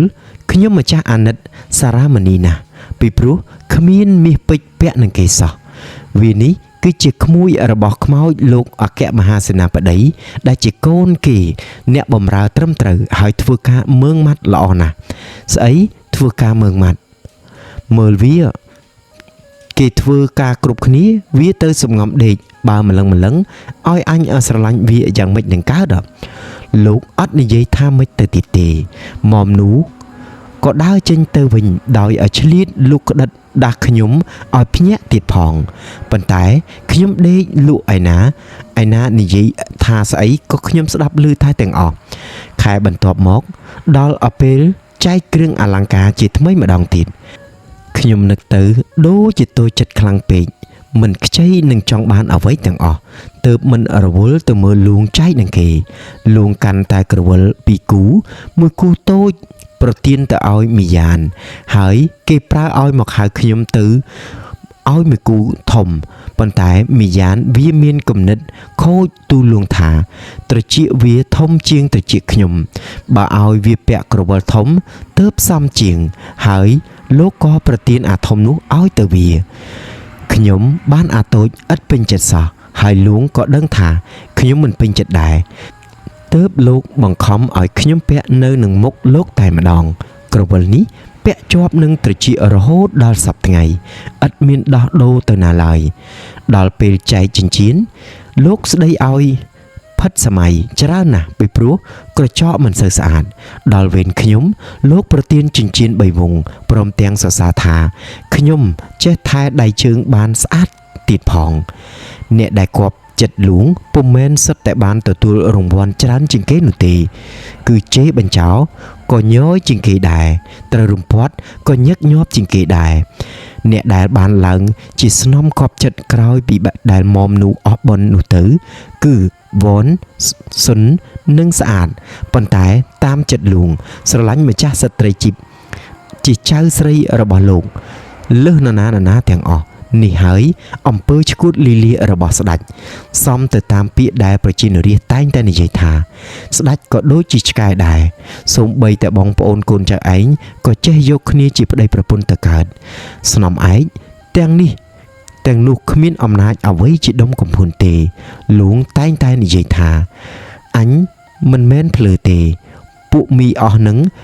វាគ្មានស្រឡាញ់អញសោះវាស្រឡាញ់តែលុយអញតែប៉ុណ្ណោះដូច្នោះនរណាក៏យល់ដែរថាតណ្ហារបស់លួងគ្រាន់តែជាអំពើខិលខូចមួយផ្លែតម្ដងគប់អ្នកនេះម្ដងគប់អ្នកនោះរកប្រកាសប្រសើរលើនរណាមួយពុំបានឡើយចំណែកខ្ញុំមិនដែលត្រូវរំពាត់ទេប៉ុន្តែម្ដងនោះខ្ញុំភ័យញ័រទៅត្រឹកខ្ញុំស្មានតែមិនអាចគេចរួចអំពីរំពាត់ផ្ដៅលួងឡើយតើខ្ញុំមានធ្វើអ្វីខុសយ៉ានរត់មកដាស់ខ្ញុំទាំងកណ្ដាលយពេលដែលខ្ញុំទៅនឹងប្រាស់ដេកលក់លើគ្រែក្នុងបន្ទប់ម៉ែអូនហើយបើទោះបីជាខ្ញុំជជែកសួរវាយ៉ាងណាក៏វាអត់នឹងអ្វីសោះខ្ញុំរកគិតមិនយល់សោះតើមានរឿងអ្វីបានជាលួងខឹងដល់ម្លឹងលោកប្រើឲ្យយកកន្ទេលថ្មី4ទៅជូនមុំនូមុំព្រឹមមុំសំអយនិងម្ចាស់ជីបប៉ុន្តែខ្ញុំឃើញលោកកំពុងតែសោយប្រស្ងើយក៏ឆ្លៀតចូលទៅលេងផ្ទះម៉ែអូនមួយផ្លែតសិនគិតថាចាំបន្តិចទៀតសឹមយកទៅជូនគេក៏បានដែរហើយដោយអស់កម្លាំងពេកខ្ញុំក៏ដេកលក់មួយស្រលេតទៅតើកំហុសនេះល្មមនឹងត្រូវរំពាត់ដែរឬទេមីពួកម៉ាក់ខ្ញុំអង្គុយត្រៀបត្រាវាសប្បាយចិត្តណាស់នឹងឃើញលួងវីខ្ញុំវាបូនមាត់ចង្អុលបង្ហាញរំពាត់ដែលលួងផ្អែកទុកនៅគៀនជញ្ជាំងលួងស្លៀកសារ៉ុងទៅទឹកជោកចេញមកស្រែកសួរថាតើខ្ញុំមកដល់ហើយឬនៅគ្រាន់តែក្រឡេកឃើញខ្ញុំភ្លាមលោកជេរបញ្ចោកប់អាកាសប៉ុន្តែលុះមកឃើញខ្ញុំក្រាបញ័រទៅត្រឹកក្បែរជើងលោកដូចជាអាណិតរកលើកដៃវីមិនរួចហើយក៏និយាយថាឯងនេះបានជាចំជាល្ងងរកលេខដាក់គ្មានបើគេអ្នកមានប្រាជ្ញាតែបន្តិចបន្តួចគេរកឃើញអញខឹងអញ្ចឹងមិនបានអីក៏ចេះតែសុំទោសដែរបើទោះបីជាចូលចិត្តក្តីមិនចូលចិត្តក្តីក៏ខ្ញុំត្រូវតែធ្វើការបម្រើលួងឲ្យបានដិតដល់ជាទីបំផុតលួងខ្លួនឯងក៏បាននិយាយប្រាប់ខ្ញុំថាអាលខោននឹងវាបានការអីវាមានប្រយោជន៍អីដល់ម៉ែឪអញដល់ខ្លួនអញត្រង់ណាខ្លះ បើឯងខានទៅហាត់រាំច្រើនណាស់ម្ចាស់ឯងគេរករឿងបន្តិចបន្តួចប៉ុណ្ណឹងប៉ុន្តែបើអញហៅមិនប្រើមិនឃើញអានឹងច្បាស់ជារំពាត់ស៊ីខ្នងហើយដើម្បីផ្គប់ចិត្តចៅហ្វាយម្ដងពីរនាក់អញ្ចឹងខ្ញុំត្រូវធ្វើការនឿយហត់ទ្វេមួយជាពីរជា3នៅក្នុងវ័យ14ឆ្នាំដែលគេត្រូវការសម្រាកច្រើនដេកច្រើនជាទីបំផុតម្ល៉េះហើយខ្ញុំឧស្សាហ៍ធ្លាក់ខ្លួនឈឺជាញឹកញយយប់ខ្លះពុំបានត្រូវវេនខ្ញុំយាមសោះពេលដល់ពាក់កណ្ដាលអាត្រៀតកំពុងតែដេកឆ្ងាញ់ក៏ស្រាប់តែមានគេមកដាស់ឲ្យទៅអង្គុយកំដរលួងសោយស៊ុបខ្ញុំត្រូវដាស់កាហ៊ុនឲ្យវាជួយស្លៀកពាក់រួចសម្រិតសម្អាងខ្លួនហើយទៅអង្គុយកំដរលួងនៅក្នុងបន្ទប់ទទួលភ្ញៀវនៃប្រាសាទបាញ់យងអង្គុយប្រជុំកន្ទេលដូចគេឯងទាំងអស់គ្នាហើយស៊ីធ្វើរឹកដូចជាឆ្ងាញ់ដូចជាសប្បាយណាស់ប៉ុន្តែតាមពិតខ្ញុំដេកលក់នៅក្នុងទៅហើយចាប់តាំងពីពេលទើបនឹងឡើងសោយរិចភ្លាមមកម្លេះគប់ចិត្តគំនិតលួងប្រែជាស្រពប់ស្រពោនខ្លាំងណាស់ខ្ញុំលើគេនិយាយថាលោកកើតមានវិបដិសារីចំពោះរឿងអ្វីមួយតាមឡងបន្លាចអារម្មណ៍លោកតាំងតែពីយប់ទាំងថ្ងៃបើទោះបីជាលោកខំសោយអាភិនយ៉ាងណាក៏ពុំអាចរំសាយអារម្មណ៍រវើរវាយផ្ដេសផ្ដាសអស់នេះបានដែរសូម្បីតែម្ចាស់ក្សត្រីយើងជាកូនស្រីច្បងនិងម្ចាស់សូរីវង្សជាកូនប្រុសសម្លាញ់ចិត្តក៏ពុំអាចលួងលោមលោកឈ្នះដែរជួនកាលលោកយាងទៅសម្រាកនៅឯទីនាងផែរីឯរោងបញ្ជោឬជួនកាលទៀតលោកលួចទៅដើរកំសាន្តនៅក្នុងសួនច្បារឯកំពង់ផែក្រុមរាំ2 3នាក់ទៅចាប់ប្រអូសប្រទាញមកវិញមិនចង់ឈ្នះលោកមិនមែនជាស្ដេចសោយរាជទេប៉ុន្តែគឺជាអ្នកទោសដែលគេយាមល្បាតជាប់ទាំងយប់ទាំងថ្ងៃយ៉ាងប្រយ័ត្នប្រយែងក្រៃលែងនៅក្នុងវាំងមិនដឹងជាមានគិញបារាំងប៉ុន្មានអ្នកទេឮអស់លោកនោះលោកលេះថាមកមើលត្រួតត្រាកិច្ចការក្នុងវាំងប៉ុន្តែតាមពិតគឺគេមកឃ្លាំមើលលួងនោះឯងលោកមហាមន្ត្រីប្រសពលើកជើងបារាំងណាស់ដើម្បីការពារអំណាចគាត់ហើយគាត់ក៏មកលួងលោមទាល់តែលួងសុកចិត្តលះបង់ឯករាជ្យលះបង់ប្រទេសទាំងមូលឲ្យទៅជនបរទេសដើម្បីជាធ្នូនឹងរាជបល្ល័ង្កមកអង្គុយសោយរាជត្រួតត្រាតែផ្ទៃក្នុងវាំងមួយក្រវិចតែប៉ុណ្ណោះទុកក្រៀមក្រំគ្របដណ្ដប់លើផ្ទៃវាំងទាំងមូលដែលប្រែជាគ្មានរបៀបរៀបរយរកលតែនឹងធ្លាក់ទៅក្នុងចំណីនៃពពួកមនុស្សមានគំនិតពុតត្បុតអាក្រក់ចាប់តាំងពីពេលដែលលងសុវណ្ណកោដ្ឋចូលទីបង្គត់ទៅពួកយើងរឹតតែហេងហាងរកទីពឹងឲ្យមមមួនពំបានលងថ្មីគឺជាមនុស្សដែលគ្មានអំណាចជាអ្នកទោសគ្មានការតាក់ទងជាមួយនឹងរាជគ្មានអំណាចគ្រប់គ្រងនៅលើប្រទេសបណ្ដោយឲ្យជនបរទេសធ្វើអ្វីតាមតែចិត្តវាំងគឺជាគុកនៅកណ្ដាលទីក្រុងជាលំនៅនៃមនុស្សខ្វាក់ដែលឥតមើលឃើញទុក្ខវេទនានៃប្រជានរាស្ត្រដែលត្រូវគេជិះជាន់លួងខ្លួនឯងក៏ដឹងច្បាស់ថាលោកមានអំណាចធ្វើអ្វីបានតាមចិត្តតែនៅក្នុងវាំងនេះទេម្ល៉េះហើយលួងមិនដឹងជាធ្វើអ្វីមួយថ្ងៃគិតតែពីផ្ទុំសោយអាភិនសោយក្រយាជជែកលេងហើយផ្ទុំទៀតយើងក៏អាចសុំគ្រឿងឈើឬក៏ជាងពីក្នុងវាំងឲ្យទៅជួសជុលផ្ទះឪពុកម្ដាយយើងដោយគ្មានភ័យព្រួយខ្លាចលួងបដិសេធឡើយប៉ុន្តែលួងទទួលតាមពាក្យសុំហើយច្រើនថាឲ្យយើងចាំខែក្រោយដោយលោកសារភាពប្រាប់តាមត្រង់ថាខែនេះលោកអត់មានលុយទេពីព្រោះមួយខែលោកត្រូវចំណាយច្រើនណាស់ដើម្បីរៀបចំទទួលភ្ញៀវបារាំងដើម្បីជូនវត្ថុអនុស្សាវរីយ៍ដ៏មានតម្លៃចំពោះគេកាលណាអបសុករកគ្នាជជែកមិនបានលោកនិយាយប្រាប់យើងអំពីរឿងការដែលលោកនៅក្មេងទៅរៀនឯក្រុងបាងកកអំពីរឿងដែលលោកទើបនឹងចេះលេងស្រីជាលើកដំបូងដោយឆ្លៀតអួតថាពេលដែលកំពុងពេញកម្លាំងមួយយប់លោកអាចលេងស្រីដល់ទៅ10នាក់ក៏បានដែរដោយឃើញពួកយើងក៏ភ័យធ្វើមុខភ្លើលោកក៏សើចសប្បាយខ្លាំងណាស់ល្ងាចមួយនោះលួងងើបចេញពីសោយក្រយាដើរក្រឡឹងព័ទ្ធជុំវិញអស់អ្នកនាងដែលកំពុងអង្គុយវិលកង់បរិភោគបាយនៅលើកន្ទេលហើយថែមទាំងចែកបារីស៊ីហ្គាឲ្យម្នាក់មួយដើមព្រមទាំងនិយាយដោយរីករាយមកកាន់យើងថាវើយពួកក្មេងៗ អញតវ៉ាយកខេត្តបាត់ដំបងនិងខេត្តអង្គរពីសៀមរាបបានមកវិញហើយអញនឹងនាំឯងទាំងអស់គ្នាទៅរួមថ្វាយទេវតារក្សាទឹកដីនៃខេត្តទាំងពីរនេះម្ដងការធ្វើដំណើរលើកនេះពុំបានធ្វើឲ្យយើងភ្ញាក់ផ្អើលដោយការពីចេញដំណើរទៅស្រុកបារាំងទេអ្នកដែលធ្លាប់បានធ្វើដំណើរយ៉ាងកំសត់កំរឆ្លងកាត់សមុទ្រធំមិនយល់កោះត្រើយម្ដងរួចមកហើយនោះវាហាក់ដូចជាថ្មឹងមិនខ្លាចសពបើគ្រាន់តែជិះកប៉ាល់ឆ្លងទន្លេមួយតែប៉ុណ្ណោះទេប៉ុន្តែឯទៀតគឺស្ដាយមិនបានទៅស្គាល់ស្រុកបារាំងម្ដងនេះក៏ប្រថុយដើរមើលឲ្យស្គាល់ស្រុកទេសនឹងគេដែរការដែលរៀបចំសម្រាប់ធ្វើដំណើរត្រូវចំណាយពេលអស់ជាច្រើនសប្តាហ៍សោតឯការសមរម្យក៏មានដំណើរប្រព្រឹត្តទៅយ៉ាងសកម្មឡើងវិញដែរយើងម្នាក់រៀបចំអីវ៉ាអីវ៉ាន់ប្រើប្រាស់ផ្ទាល់ខ្លួនយ៉ាងផ្ចិតផ្ចង់ក្រៃលែងជាងចិនដេស្បែកជើងម៉ូដបារាំងយកមកឲ្យយើងទាំងកន្ត្រកហើយលួងបង្ខំឲ្យយើងពាក់ស្បែកជើងពាក់ចិញ្ចៀនធ្វើខ្លួនឲ្យស្អាតដើម្បីទៅបង្អួតអ្នកស្រុកបាត់ដំបងយើងដឹងថាតែងខ្លួនទៅតាមបញ្ជីលួងវាគ្មានស្អាតត្រង់ណាសោះទេឬវានាំឲ្យគេពេបជ្រាយទៅវិញផងក៏មិនដឹងនៅពេលដែលរៀបចេញដំណើរទៅណាម្ដងវាជួនចំទៅលើពេលអត់លុយយាយម៉ែនដែលត្រូវជាសាច់ញាតិនឹងម្ចាស់ស្ត្រីគាត់សម្បូរលុយណាស់នរណាចង់ចងការប៉ុន្មានក៏បានប៉ុន្តែទោះត្រង់ថាគាត់យកការថ្លៃពេកខ្ញុំខ្ចីគាត់50រៀលសងវិញដល់កាត់ទៅដល់ប្រាក់ខែខ្ញុំអស់ទាំង10រៀលទាល់តែគ្រប់8ខែទើបរួចជំពាក់ពុកនិងម៉ែ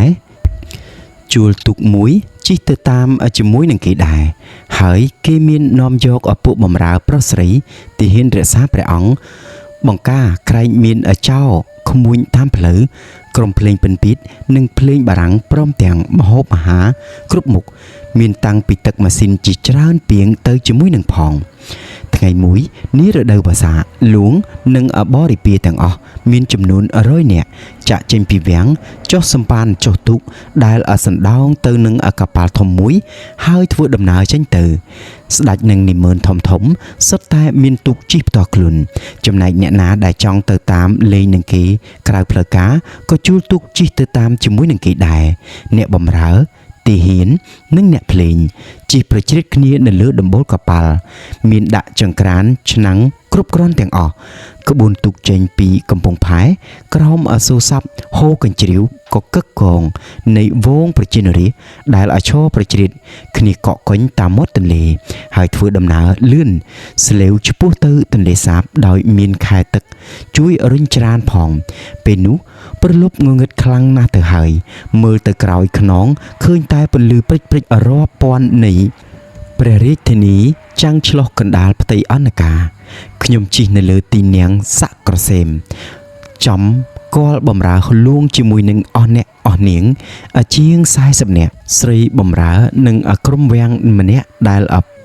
ប្រសពអស្ចារ្យខាងជួសជុលខ្ចៅកងដៃកងជើងអស់ពួកលខោនដើម្បីឲ្យបានការហ៊ុនទៅជាមួយខ្ញុំក៏យកវាទៅលាក់ជាមួយនឹងអ្នកបម្រើនៅពីក្រោយនិងពីចំហៀងសងខាងយើងឃើញសុទ្ធតែទូកតូចធំពីពេញផ្ទៃទន្លេហើយបន្តកន្ទុយយ៉ាងវែងឆ្ងាយស្ទើរផុតកន្ទុយភ្នែកទូកតម្រៀបជិតគ្នាល្អណាស់គេអាចដើរឆ្លងពីមួយទៅមួយបានយ៉ាងស្រួលនៅលើទីនាងស័កក្រសេមលួងកំពុងតែផ្ទុំនៅក្នុងបន្ទប់ធំជាងគេអស់អ្នកអស់នាងដេកប្រគៀកប្រគងគ្នាក្នុងមុងធំដែលលាតសន្ធឹងទៅកណ្ដាលកប៉ាល់ឲ្យខ្លះដេកលក់ខ្លះនៅនិយាយជជែកគ្នាខ្សឹបខ្សៀវនៅឡើយខ្ញុំអង្គុយនៅក្រៅមុងសម្លឹងមើលទៅច្រាំងឃើញទទុងក្រំផ្ទៃមេឃស្រឡះលហលហេវមានពពកឯនេះម្ដុំឯនោះមួយដុំយូរម្ដងស៊ីរ៉ែនកប៉ាល់បន្លឺឡើងជាសញ្ញាប្រាប់ឲ្យទូកដែលកំពុងធ្វើដំណើរឆ្លងកាត់ទន្លេជិះចេញពីផ្លូវយើងឆ្លងហួសអន្លង់រីកដែលជាកន្លែងលាក់ខ្លួនពួនអាត្មានៃត្រីធំប៉ុនខ្លួនមនុស្សសំឡេងមន់រងាវរសាត់ទៅតាមរលកទឹកពីម្ខាងភ្នំខាងលិចអូដុងមកប៉ះនឹងត្រចៀកយើងលឺល្វើយស្រងេះស្រងោចក្នុងចិត្តក្រៃលែងអាកាសធាតុត្រជាក់ខ្លាំងណាស់មូសហើរប្រណាំងនឹងទូកទៅតាមខំយើងជាប់រហូត មានតែផ្សែងបារីទេដែលអាចបណ្ដេញវាបានខ្ញុំវែកមុងចូលទៅប្រាស់ដេកដើម្បីយកកម្លាំងទុកសម្រាប់ចូលវេនគាល់បំរើលួងនៅពេលព្រឹកស្អែកក្រោមពន្លឺជង្គៀងប្រទីបដែលឃើញតែពួកស្រីដេករណោករណែលប្រជ្រៀតគ្នាល្វេនកេះគួយដៃខ្ញុំហើយខ្សឹបប្រាប់ឲ្យខ្ញុំមើលទៅគៀនក្បែរបន្ទប់លួងគង់ខ្ញុំពិនិត្យមើលយូរណាស់តែនឹងមិនស្គាល់ថាជានរណាឃើញតែស្រីពីរនាក់របូតអាវរបូតសារុងចេញអស់ពីខ្លួនស្រាតននលគោកកំពុងតែអោបរឹតគ្នាអង្អែលដោះអង្អែលក្តិតគ្នាល្វេនពួកវាធ្វើអីនឹងកុំមាត់ទុកឲ្យគេធ្វើអីធ្វើទៅសារ៉ាមនីឯងមើលមិនស្គាល់ទេមីយ៉ានហើយនឹងបងវាកំពុងតែលេងគ្នាណាស្អែកឡើងយើងមកដល់កំពង់ឆ្នាំងខ្ញុំខានមកឃើញស្រុកនេះ5ទៅ6ឆ្នាំហើយប៉ុន្តែហាក់ដូចជាគ្មានឃើញប្លែកត្រង់ណាសោះចម្លែកតែត្រង់នោះដោតទងជីនៅតាមមាត់ផែមាននិមឺនរាជការនិងមនុស្សច្រើនកកកមកឈរចាំទទួលលួងតែប៉ុណ្ណោះក្រុមភ្លេងអ្នកស្រុកកំពង់ឆ្នាំងចាប់ប្រគំសម្ដែងពោស្វាគមន៍ថ្វាយលួងហើយក្រុមភ្លេងវាំងក៏ប្រគំឆ្លើយតបយ៉ាងសប្បាយរីករាយនៅលើផែមានបារាំងរៀងក្មេងម្នាក់ឈរនិយាយឆ្កាដៃឆ្កាជើងជាមួយនឹងថៃបករបស់លួងពួកយើងដណ្ដើមគ្នាមើលបារាំងនោះចំហមាត់ពីព្រោះមានអ្នកខ្លះនិយាយថាដូចជាធ្លាប់ឃើញគាត់នៅម្ដងនៅឯស្រុកម៉ាស៊ីប៉ុន្តែខ្ញុំយល់ច្បាស់ថានេះគ្រាន់តែជារឹកអមិយាធ្វើឲ្យគេកោតសរសើរវាធ្លាប់បានទៅស្គាល់ស្រុកបារាំងតែប៉ុណ្ណោះពួកវាស្លៀកពាក់អញ្ចឹងដើម្បីបង្អួតអ្នកស្រុកឲ្យគេកោតកោតវាប៉ុន្តែខ្ញុំយល់ថាសម្លៀកបំពាក់នេះពុំមែនជាការសមរម្យទាល់តែសោះហើយវាថែមទាំងអាចធ្វើឲ្យគេមានគំនិតយល់ឃើញមិនល្អចំពោះស្ត្រីក្នុងវាំងទៀតផងហួសពីកំពង់ឆ្នាំងទៅកប៉ាល់អត់មានតាមសណ្ដោងទេគឺយើងត្រូវបន្តដំណើរដោយចែវនឹងដៃម្ដងនៅត្រង់កន្លែងចូលទៅកាន់បឹងធំដែលមានភ្នំអមសងខាងហើយភ្នំដែលនៅសងខាងនោះឈ្មោះថាភ្នំនាងកងរីគ្រាន់តែទៅដល់ជើងព្រៃភ្លៀមក្បួនទូកបំបែកគ្នាចេញអស់ពួកម៉ាឡាយូមៀតដាំងជូតក្បាលក្រហមឈរពីមុខពីក្រោយទូកចៅស្រុកគ្នាដោយស្រែកច្រៀងបន្ធូរចង្វាក់ជាភាសាសាគេថាហើយម៉ារីយ៉ាងទុករាប់រយឲ្យលឿនទៅមុខទៅតាមចន្លោះដើមឈើលិចដល់មេឃដោយសារតែទឹកជំនន់នៃទន្លេសាបយើងធ្វើដំណើរតាមទិសខាងជើងវែកផ្លូវកាត់ព្រៃលិចទឹកនៃខេត្តស្ទូងជីក្រែងនិងសៀមរាបដំណើរនេះប្រព្រឹត្តអស់រយៈពេលជាច្រើនថ្ងៃហើយពីមួយថ្ងៃទៅមួយថ្ងៃយើងកាន់តែរំកិលចូលជ្រៅឡើងទៅក្នុងបរិវេណនៃទន្លេសាបលួងគិតតែសោយអាភីនចាក់ម៉ាស៊ីនច្រៀងស្ដាប់សើចលេងជាមួយនឹងស្រីអ្នកគាល់បំរើជួនកាលលោកចេញមកក្រៅបន្ទប់ស្លៀកសារ៉ុងសំយេះហួសផ្សិតពួកម៉ាឡាយូអ្នកដែលចែវទូកអោនមុខឬក៏ងាកមុខចេញមិនហ៊ានមើលដោយក្តីអៀនខ្មាស់ប៉ុន្តែដល់ឲ្យឃើញគេអៀនខ្មាស់មិនហ៊ានមើលអាកប្បកិរិយាអាឡារឹករបស់ខ្លួនយ៉ាងនេះលួងបែរជាសើចសប្បាយទៅវិញខ្យល់បក់មួយវឹបបណ្ដាលឲ្យក្បួនទូកឃ្លីងឃ្លោងញ៉ាំងឲ្យអ្នកដំណើរភ័យញីញ័រប្រញាប់ស្រោតរូតដំណើរឲ្យឆាប់ដល់ដើមឈើណាមួយគ្រាន់នឹងទីពឹងជាបណ្ដោះអាសន្នសិនអស់នាងយំសស្រាក់រត់ទៅអោបជើងលួងឲ្យជួយប៉ុន្តែឲ្យលោកធ្វើយ៉ាងម៉េចបើលោកកំពុងតែភ័យភ្នែកកញ្ចឹងក៏ដែរមីស្អាតវាក្អួតចាក់ទីងហ៊ីងហោងហើយអ្នកខ្លះទៀតធ្លាក់ខ្លួនឈឺផឹកទឹកមិនស្អាតពីព្រោះទូកនៅក្នុងចុងភៅធ្វើដំណើរមិនដែលទាន់គេទេមកដល់កន្លែងដែលមានដើមឈើច្រើនគួរសមលួងបែរជាដូចជាអន់ភ័យបន្តិចក៏តាំងស្រែកជេរបញ្ចោលអ្នកធ្វើបាយដែលចង់បង្អត់ឲ្យកូនចៅលោកឲ្យដាច់ពោះស្លាប់ដល់ទីបញ្ចប់លោកបានមកឃើញដីគោកមួយកន្លែងគេក៏ផ្ទុំប្រែហៅប្រមូលទូកទាំងអស់ឲ្យមកជុំសម្រាប់នៅកន្លែងនេះសិនហើយត្រង់កន្លែងឆ្នេរខ្សាច់ដែលចុះចតនោះយើងអាចមើលឃើញគ្រប់ទិសទីគ្មានទិសទាល់អ្វីទាំងអស់នៅខាងត្បូងហួសទៅឆ្ងាយពីបឹងទន្លេសាបទៅទៀតខ្ញុំឃើញភ្នំពោធិ៍សាត់និងភ្នំក្រវាញនិងមាននរណាម្នាក់ឡើងលើដំបូលទូកមើលទៅខាងជើងឯណោះក៏ឃើញរហូតដល់ទៅភ្នំគូលែន មិនបានប៉ុន្មានម៉ោងផងទីដែលធ្លាប់តែស្ងាត់ជ្រងំគ្មានមនុស្សរស់នៅសោះប្រែคล้ายទៅជាបរិយលួងអ៊ូអសបាយក្រៃលែងអ្នកចុងភៅនិងអ្នកបោយធ្វើការញាប់ដៃញាប់ជើងរហូតដល់លួងនិងអស់អ្នកអស់នាងបានសោយនិងបរិភោគយ៉ាងឆាប់តាន់ចិត្តក្រោយពេលបាយលួងចែកលុយឲ្យម្នាក់5រៀលម្នាក់5រៀលដើម្បីលេងបៀថ្វាយលោកតតឲ្យសបាយភ្នែកម្ដងខ្ញុំមិនចេះលេងបៀនឹងគេគិតថាទុកលុយនេះសម្រាប់ទៅទិញនំបរិភោគនៅពេលធ្វើដំណើរទៅដល់ផែខាងមុខប៉ុន្តែលោកមិនព្រមឲ្យខ្ញុំទុកលុយទេលោកកំញែងថាបើខ្ញុំមិនលេងបៀលោកយកលុយវិញឥឡូវនឹងជាសំណាងល្អកំពុងតែនិយាយក៏ស្រាប់តែទូកម្ចាស់ក្សត្រីមកដល់ហើយលួងរវល់តែបែរទៅគិតរឿងថ្មីក៏ភ្លេចរឿងសូនឈឹងចាប់តាំងពីពេលទើបនឹងចេញពីភ្នំពេញមកម្ចាស់ក្សត្រីបានខិតខំខ្លាំងណាស់ដើម្បីឲ្យមីស៊ូនជាក្មួយសម្លាញ់ចិត្តរបស់លោកបានជិះទូកទីនាងជាមួយនឹងលួងដើម្បីប្រជែងយកឈ្នះខ្ញុំប៉ុន្តែមិនបានសម្រេចទើបតែពេលនេះដែលទូកទាំងពីរចូលមកគៀកគ្នាម្ចាស់ស្ត្រីបានថ្វាយបង្គំលួងហើយនិយាយថាក្រាបទូលខ្ញុំម្ចាស់យល់ខ្សប់ឃើញខ្មោចម្ដាយខ្ញុំម្ចាស់មកប្រាប់ថាគាត់មកចាប់ជាតិជានាងសួនហើយមកសុំប្រកាសរណាជួយមើលការខុសត្រូវឲ្យបានស្រួលបួលផងនេះគឺជាពាក្យប្រឌិតយ៉ាងស្ទាត់ជំនាញដើម្បីឲ្យមីស៊ូនបានចូលមកគាល់បំរើលួងនិងអាលឆាប់បានគប់គួរហើយវាក៏ជាកត្តាមួយដែលបង្ហាញឲ្យឃើញនៅលក្ខណៈទន់ខ្សោយនៃចរិយារបស់លួងដែលបណ្ដោយខ្លួនឲ្យគេប្រើល្បិចកលបោកបញ្ឆោតបានយ៉ាងងាយហាវ៉មកូនឯងយល់សពឃើញអញ្ចឹងមែនអញក៏ធ្លាប់យល់សពឃើញដូចគ្នាបេះបិទអញ្ចឹងដែរឯណានាងសួនឲ្យវាឡើងមកលើទូកអញមកវាធំល្មមនឹងប្រើប្រាស់បានហើយមែនទេប៉ុន្តែដោយហេតុថ្ងៃនេះទីនាងលួងចង្អៀតខ្លាំងពេកលោកក៏បញ្ជូនមីស៊ូនឲ្យត្រឡប់ទៅជិះទូកជាមួយនឹងម្ចាស់ស្ត្រីវិញដែលជាហេតុដែលឲ្យម្ចាស់ស្ត្រីក្តៅក្រហាយក្រៃលែងប៉ុន្តែលោកពុំមែនអស់សង្ឃឹមត្រឹមនេះទេពេលនេះគឺជាឱកាសល្អ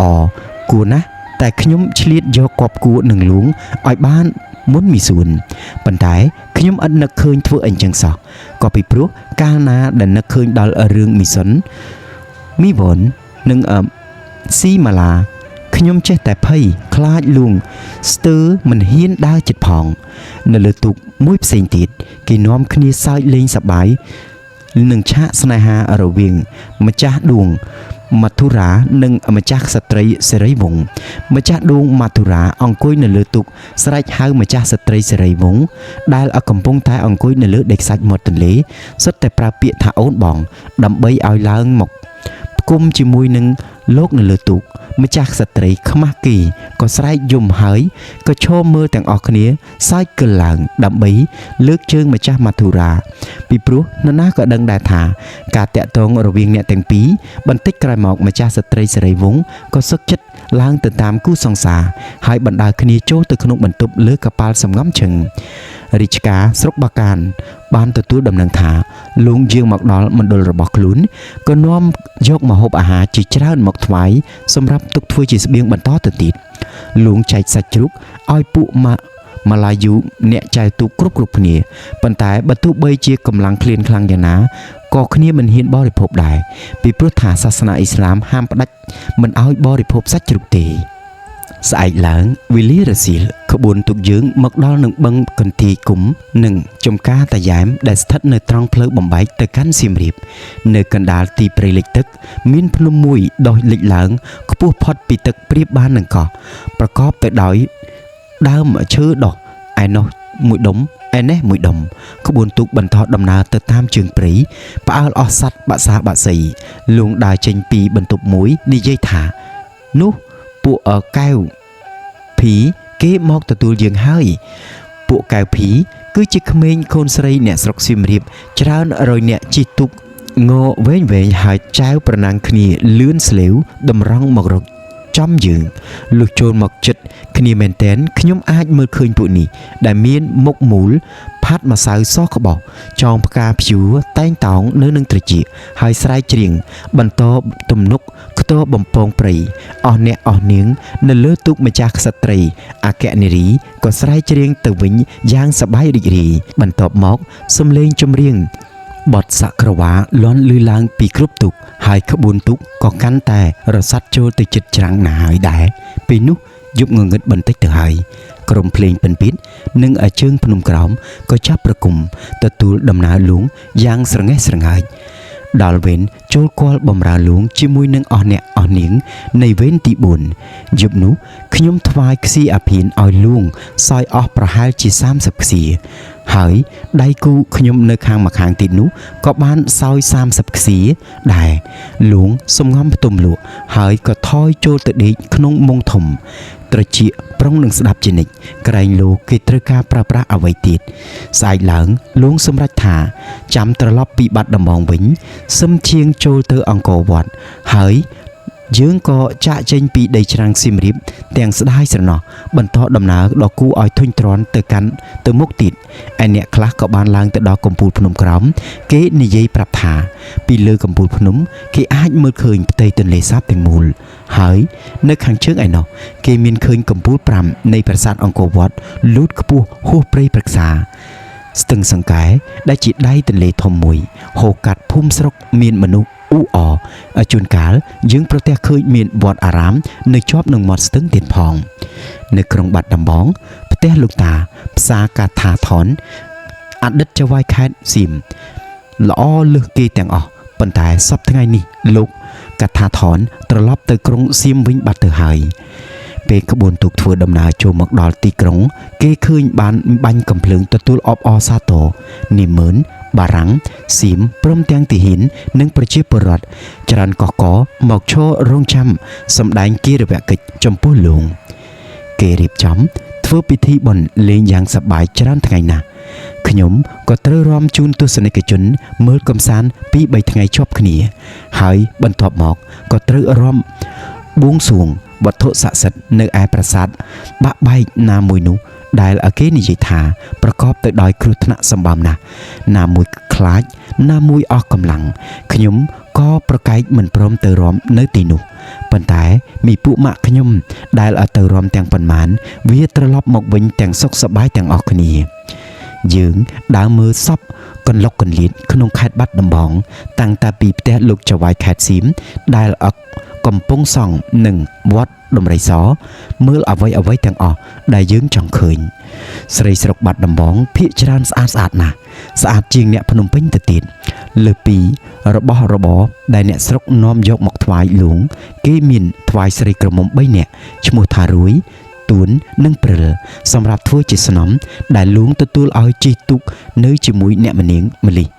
ពួកវាមិនអាក្រក់ប៉ុន្មានក៏មិនស្អាតណាស់ណាដែរហើយវានិយាយខ្មែររដើនស្ដាប់គួរឲ្យចង់សើចពុកទិញបានទឹកដោះគោកំប៉ុងនំប៉័ងនិងត្រីខប្រអប់ពីផ្ទះចិនឯផ្សារយកមកផ្ញើខ្ញុំប៉ុន្តែមីពួកម៉ាក់អត់ឃ្លានដាច់ដាបអស់នឹងវាដណ្ដើមស៊ីអស់ខ្ញុំគ្មានបានមួយលេបមួយម៉ាត់ណាទេក្រោយពេលដែលធ្វើបុណ្យនៅខេត្តបាត់ដំបងចប់សពគ្រប់ហើយយើងក៏ធ្វើដំណើរត្រឡប់មកខេត្តសៀមរាបវិញតាមចុងខាងនៃបឹងធំហើយបាត់ក្បាលតម្រង់ទៅរកប្រាសាទអង្គរវត្តខ្ញុំមិនបានដែលឃើញស្រុកណាក៏ល្អដូចស្រុកនេះទេទឹកស្ទឹងថ្លាយងហូរច្រោះពីភ្នំគូលែនមកទោះបីនៅក្នុងរដូវវស្សាមានភ្លៀងធ្លាក់ច្រើនយ៉ាងណាក៏ទឹកឡើងមិនហួសច្រាំងដែលមានស្មៅលោះខៀវខ្ចីនៅក្រោមម្លប់ដ៏សែនត្រសុំសុកដុំនៃដើមត្នោតដើមដូងនិងដើមស្លានៅលើច្រាំងរទេះគោទៅមុខលន់ងេតតាមបណ្ដោយដងស្ទឹងដ៏មានមនុស្សរស់នៅកកកដូចនៅបាត់ដំបងដែរអ្នកស្រុកស្លៀកពាក់ស្អាតបាត់នាំគ្នាលុតជង្គង់បង្គំថ្វាយទីនាងលួងខ្លះរត់ដើម្បីទៅឲ្យបានដល់ភូមិដែលស្ថិតនៅពាក់កណ្ដាលផ្លូវទៅអង្គរនោះមុនយើងដល់កន្លែងរាក់មែនតែនពុំអាចចែវកើតគេក៏ចាប់ផ្ដើមអ្នកស្រុកក៏ចុះមកក្នុងទឹកត្រឹមទ្រូងដើម្បីអូសទូកឲ្យឡើង លើបញ្ច្រាស់ខ្សែទឹកហូរយើងក៏ប្រញាប់ប្រញាល់រៀបចំសម្លៀកបំពាក់ស្មានថាចិត្តដល់ហើយប៉ុន្តែតាមពិតយើងត្រូវធ្វើដំណើរយឺតបែបនេះអស់រយៈពេលជាច្រើនម៉ោងមិនដឹងថាជាចង្រៃអីខ្ញុំក៏ស្រាប់តែឈឺនោមរាន់ចង់តែលិចស្ទើរទ្រាំមិនបានទប់មិនជាប់កន្លែងបង្គន់នោះគឺជាធុងឈើមួយចោះប្រហោងដាក់នឹងជាប់នៅនឹងចង្កេះទូកលយចេញទៅលើទឹកតាមប្រហោងបង្គន់គេអាចមើលឃើញក្បាលអ្នកអូសទូកច្បាស់ក្រឡែតហើយបើខ្ញុំចូលទៅបត់ជើងក្នុងនឹងគេមើលពីក្រោមមកក៏ឃើញច្បាស់ក្រឡែតដូចគ្នាខ្ញុំខំទ្រាំចង់តែខ្យល់ចាប់តែនៅតែរកមធ្យោបាយដោះស្រាយមិនរួចម៉ែអ៊ូនមើងម៉ាត់ណាស់ឃើញទឹកមុខខ្ញុំបែបមិនស្រួលគាត់យល់ការទាំងអស់ក៏យកផ្ដាល់យោបល់ដ៏ល្អមួយនៅខាងក្រោយទូកគេមានរៀបចំកន្លែងមួយទឹកខ្ញុំផ្ទាល់ចាស់សរងចាស់ស្រោចទឹកលើខ្លួនធ្វើដូចជាងូតទឹកបន្លំនោមយ៉ាងស្រួលគ្មាននរណាចាប់ភ្លឹកសង្ស័យទេប៉ុន្តែម៉ែអូនខ្លួនឯងកំពុងតែកើតទុក្ខធ្ងន់ជាងខ្ញុំទៅទៀតគឺគាត់ឈឺជក់អាចគាត់ឆ្លេឆ្លាច្រាស់ច្រាលដូចមន់រពងរកកន្លែងដោះទាល់មិនបានសោះគាត់ក៏ចូលទៅក្នុងបង្គន់បន្ទប់លួងបាត់មួយសន្ទុះទើបឃើញចេញមកវិញមានកាន់ទាំងប្រអប់ក្រដាស់ទទេមកជាមួយចំណាំដាក់បារីស៊ីហ្គាមកជាមួយផងគាត់ខ្សឹបប្រាប់ខ្ញុំថាកុំទៅឈួតពួកឯទៀតគេនោមពីណាពីណីដូចតែគ្នានឹងគាត់ក៏ចូលទៅក្នុងបង្គន់បើកចំហប្រអប់ដាក់លើប្រហោងបង្គន់ដើម្បីដោះទាល់បានយ៉ាងស្រួលរួចហើយគាត់ក៏បិទប្រអប់វិញយ៉ាងស្អាតទើបបោះចោលទៅក្នុងប្រហោងទៅក្នុងបន្ទប់ទឹកប្រអប់ដែលអណ្ដែតស្ដើងបញ្ឆិតស្មាលោកពូអ្នករុញទូកប៉ុន្តែគេចាប់មិនបានវាចេះតែរសាត់ទៅដល់ក្បែរទូកមួយទៀតម៉ែអូនកាន់ផ្តិលទឹកឈរចិត្តខ្ញុំឃើញញញឹមពព្រីទៅតាមមើលប្រអប់បន្តិចក្រោយមកពួកអ្នករុញទូកខាងក្រោយក៏ចាប់ស្មានតែថាប្រអប់បារីល្អដល់ពេលបើកមើលយ៉ាងរហ័សដល់ឃើញសុទ្ធតែអាចធ្វើមុខជួយហួញក្រវែងចោលព្រោះម៉ែអូននិងខ្ញុំក៏នាំគ្នាសើចស្ទើរតែរឹងពោះបន្តិចក្រោយមកស្ទឹងប្រែជារួមតូចទៅនៅពីមុខអតីតវេសនដ្ឋាននៃលោកចវាយខេត្តសៀមរាបមន្ត្រីបារាំងសៀមនិងខ្មែរនាំគ្នាឈររងចាំទទួលលួងយ៉ាងកកកុញគេសង់រោងរបាំក្បែរផ្ទះថ្មមួយដែលមានដាក់កាំភ្លើងធំយាមប្រចាំការនៅជុំវិញប៉ុន្តែមុននឹងនាំឲ្យអ្នកស្រុកសៀមរៀបបានមើលកំសាន្តលួងក៏បានបញ្ជាឲ្យយើងទៅរាំបួងសួងថ្វាយវត្ថុស័ក្តិសិទ្ធិនៅឯអង្គរវត្តជាមុនសិនយើងក៏នាំគ្នាចេញដំណើរទៅកាន់ប្រាសាទបាក់បែកនោះតាំងតែពីព្រលឹមស្រាងពួកក្មេងៗតូចៗភ័យខ្លាចមិនហ៊ានឲ្យទៅមើលអង្គរវត្តវាខំតែយំស្រែកទៅអង្វរម្ចាស់ក្សត្រីខ្លាំងណាស់ទម្រាំលោកព្រមឲ្យវាទៅជាមួយរទេះគោរទេះក្របីទំរៀបបន្តកន្ទុយគ្នាវែងអន្លាយនៅតាមបណ្ដោយដងស្ទឹងនៅលើផ្លូវដ៏ដែលមានដើមឈើដុះអមសងខាងចោលជាម្លប់ត្រជាក់ស្រួលក្រៃលែងឯអ្នកស្រុកម្ចាស់រទេះចិត្តបានណាស់គាត់សុកចិត្តដើរជើងទទេអូសគោពីមុខដើម្បីទុកកន្លែងទូលាយឲ្យយើងបានអង្គុយស្រួល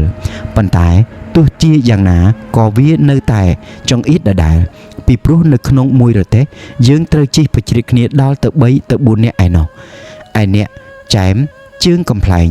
យកចន្លុះចាក់ក្តិតគោបណ្ដាលឲ្យវាផ្អើលស្ទុះរត់ប្រណាំងប្រណែងខ្ញុំអង្គុយនៅពីក្រោយខ្នងគាត់ជាមួយនឹងអ្នករបាំម្នាក់ទៀតរលាក់រលកស្ទើរតែបែកប្រមាត់លួងមិនទាន់ចេញដំណើរមកទេលោកចាំយាងមកតាមក្រោយជាមួយនឹងពួកនិមឺនសពមុខមន្ត្រីចំណែកឯខោអាវសម្រាប់ស្លៀកពាក់រំវិញនោះគេដឹកផ្សេងយើងពាក់ជាប់នឹងខ្លួនតែគ្រឿងអលង្ការបន្តិចបន្តួចតែប៉ុណ្ណោះក្បួនរទេះធ្វើដំណើរទៅមុខយឺតស្នូផ្លូវរទេះសង្គ្រាតគ្នាលន់ងេតហឹងត្រជាហើយកង់រទេះនោះទៀតសោតម្ដងទៅឆ្វេងម្ដងទៅស្ដាំយល់យោគប្រៀបបាននឹងជិះទូកយ៉ាងនោះដែរមួយសន្ទុះក្រោយមកផ្លូវក៏បែកចេញពីមាត់ស្ទឹងមើលគ្នាលែងឃើញច្បារដំណាំនៅក្បែរផ្ទះសម្បែងអ្នកស្រុកអ្វីទាំងអស់ឃើញតែព្រៃស្រាំងស្រឹងស្ងាត់ជ្រងំវាហាក់ដូចជាពុំមានមនុស្សដើរទៅមកកាត់នៅទីនេះឡើយបន្ទាប់មកផ្លូវរទេះត្រូវឲ្យឆ្លងកាត់ក្រហុកជាច្រើនកន្លែងហើយរំពេចនោះ យើងស្រែកផ្លត់មាត់ស្រស់គ្នាទាំងអស់យីមើលណោមើលឯណោណោព្រមទាំងលើកដៃចង្អុលទៅទិសខាងកើតដែលបង្ហាញពីទិដ្ឋភាពល្អត្រកាលក្រោមផ្ទៃមេឃក្រហមព្រឿងនាពេលព្រឹកព្រលឹមនៅចម្ងាយប្រហែលជា20ជំហានពីផ្លូវយើងឃើញមានដុំខ្មៅប្រផេះពាក់ព័ន្ធទៅដោយវល្លិនិងស្លែដែលទម្រាបគ្នានៅសងខាងផ្លូវកន្លែងខ្លះបាក់បែកធ្លាក់នៅក្នុងអន្លង់ទឹកជ្រៅឯខ្លះនៅជីកពីក្រោមអន្លង់នោះគ្រាន់តែទទឹងប្រវែងសឹងតែប៉ុនទន្លេប្រកបទៅដោយទឹកនិងថ្មមានផ្កាឈូកនិងវេរីជាតិដតីទៀតដុះដេដាស់លើបង្កើតបានជាកម្រាលធម្មជាតិមួយបែបប្រណិតក្រៃលែងនៅច្រាំងមកខាងឯណោះរឹតតែល្អជាងនេះទៅទៀតកំពែងថ្មលាតសន្ធឹងកាត់ព្រៃសសរនិងខ្លោងទ្វារធំដែលមានបន្ទប់កំពូលថ្មពីលើចាំងឆ្លោះច្បាស់ក្រឡែតនៅលើផ្ទៃទឹកប៉ុន្តែកំពូលថ្មទាំងនោះបានបាក់ស្ទើរតែទាំងអស់ទៅហើយឃើញតែដុំថ្មរបូតធ្លាក់នៅរីប៉ាយពីពេញដីបន្ទាប់ពីកំផែងនេះទៅឆ្ងាយជ្រៅទៅខាងក្នុងមានភ្នំថ្មមួយប្រកបទៅដោយកំពូល5បន្ទាប់ពីលើគ្នាកំពូល4នៅគ្រប់ជ្រុងទិសទាំង4និងកំពូលនៅចំកណ្ដាលខ្ពស់ជាងគេលិចត្រដែតហួសអស់ព្រៃព្រឹក្សានៅគង់វង្សទាំងអស់ឥតមានឃើញបាក់បែកត្រង់ណាទេស្នូលរទេះស្ងាត់ទៅវិញម្ដងមួយជាបន្តបន្ទាប់គ្នា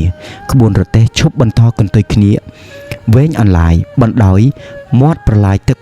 ព័ទ្ធជុំវិញអង្គរដែលមានស្ពានថ្មធំទូលាយនៅចំកណ្ដាលសម្រាប់ឆ្លងពីម្ខាងទៅម្ខាងរូបសឹងពីរបាក់បែកស្ទើរតែមើលមិនស្គាល់ទៅហើយនៅឈរយាមល្បាតនិងថ្កល់ត្រង់ដូលផ្លូវចូលយើងឆ្លងផុតមកដល់ខ្លោងទ្វារទៅតាមស្មានមើលទៅកន្លែងនេះពីដើមគឺជាកន្លែងទាហានឈរយាមប្រកបទៅដោយជញ្ជាំងសសរបង្អួចដែលមានក្បាច់ចម្លាក់ឆ្លាក់ដោយដៃវិចិត្រករដ៏ប៉ិនប្រសប់គ្មានពីរក្នុងលោករូបទេពអប្សរានិងអ្នករបាំពាក់មកុដជំនាន់បុរាណញញឹមពព្រាហាក់សម្ដែងពរជ័យស្វាគមន៍ចំពោះយើងបន្តពីខ្លោងទ្វារនេះទៅមានផ្លូវក្រាលថ្មមួយទៀតលាតសន្ធឹងវែងរហូតដល់កាំជណ្ដើរអង្គរវត្តរូបនាគវែងដែលគេឆ្លាក់ជាប់ជាបង្កាន់ដៃនោះនឹងគង់វង្សនៅឡើយប៉ុន្តែត្រេតត្រោតរកកលនឹងធ្លាក់បាក់ទៅលើវាលស្មៅនៅខាងក្រោមនៃផ្ទៃប្រាសាទទាំងមូលដែលមានទេសភាពស្ងប់ស្ងាត់គួរឲ្យខ្លាចបើទោះបីជាយើងនាំគ្នានិយាយលោឡាយ៉ាងណាក៏ពុំអាចបង្កើតជាភាពអ៊ូអរបានឡើយនៅតែស្ងាត់គួរឲ្យស្រងេះស្រងោចនៅក្នុងចិត្តយើងដើរមកដល់កាំជណ្ដើរថ្ម4កាំដែលនៅក្បែរនោះមានវត្តមួយសំងំពួនយ៉ាងសុខសាន្តកណ្ដាលទេសភាពស្ងប់ស្ងាត់ក្រោមម្លប់រុក្ខជាតិធំស្លឹកត្រសុំត្រសាយអ្នកភ្នំពេញនិងអ្នកបាត់ដំបងជាច្រើនអ្នកបានមកដល់ទីនេះមុនយើងទៅទៀតបាទរឿងអសារមណីភាគ3នេះគឺយើងសូមស្លេះតែត្រឹមនេះយើងនឹងបន្តទៅភាគទី4បាទអ្នកដែលមិនទាន់បានជួយ Subscribe និងជីវបាទកុំភ្លេចបាទជួយចុច Subscribe និងជីវឲ្យខ្ញុំបាទម្នាក់មួយផងបាទយើងនឹងជួបគ្នានៅភាគទី4បន្តទៀតរឿងសារមណី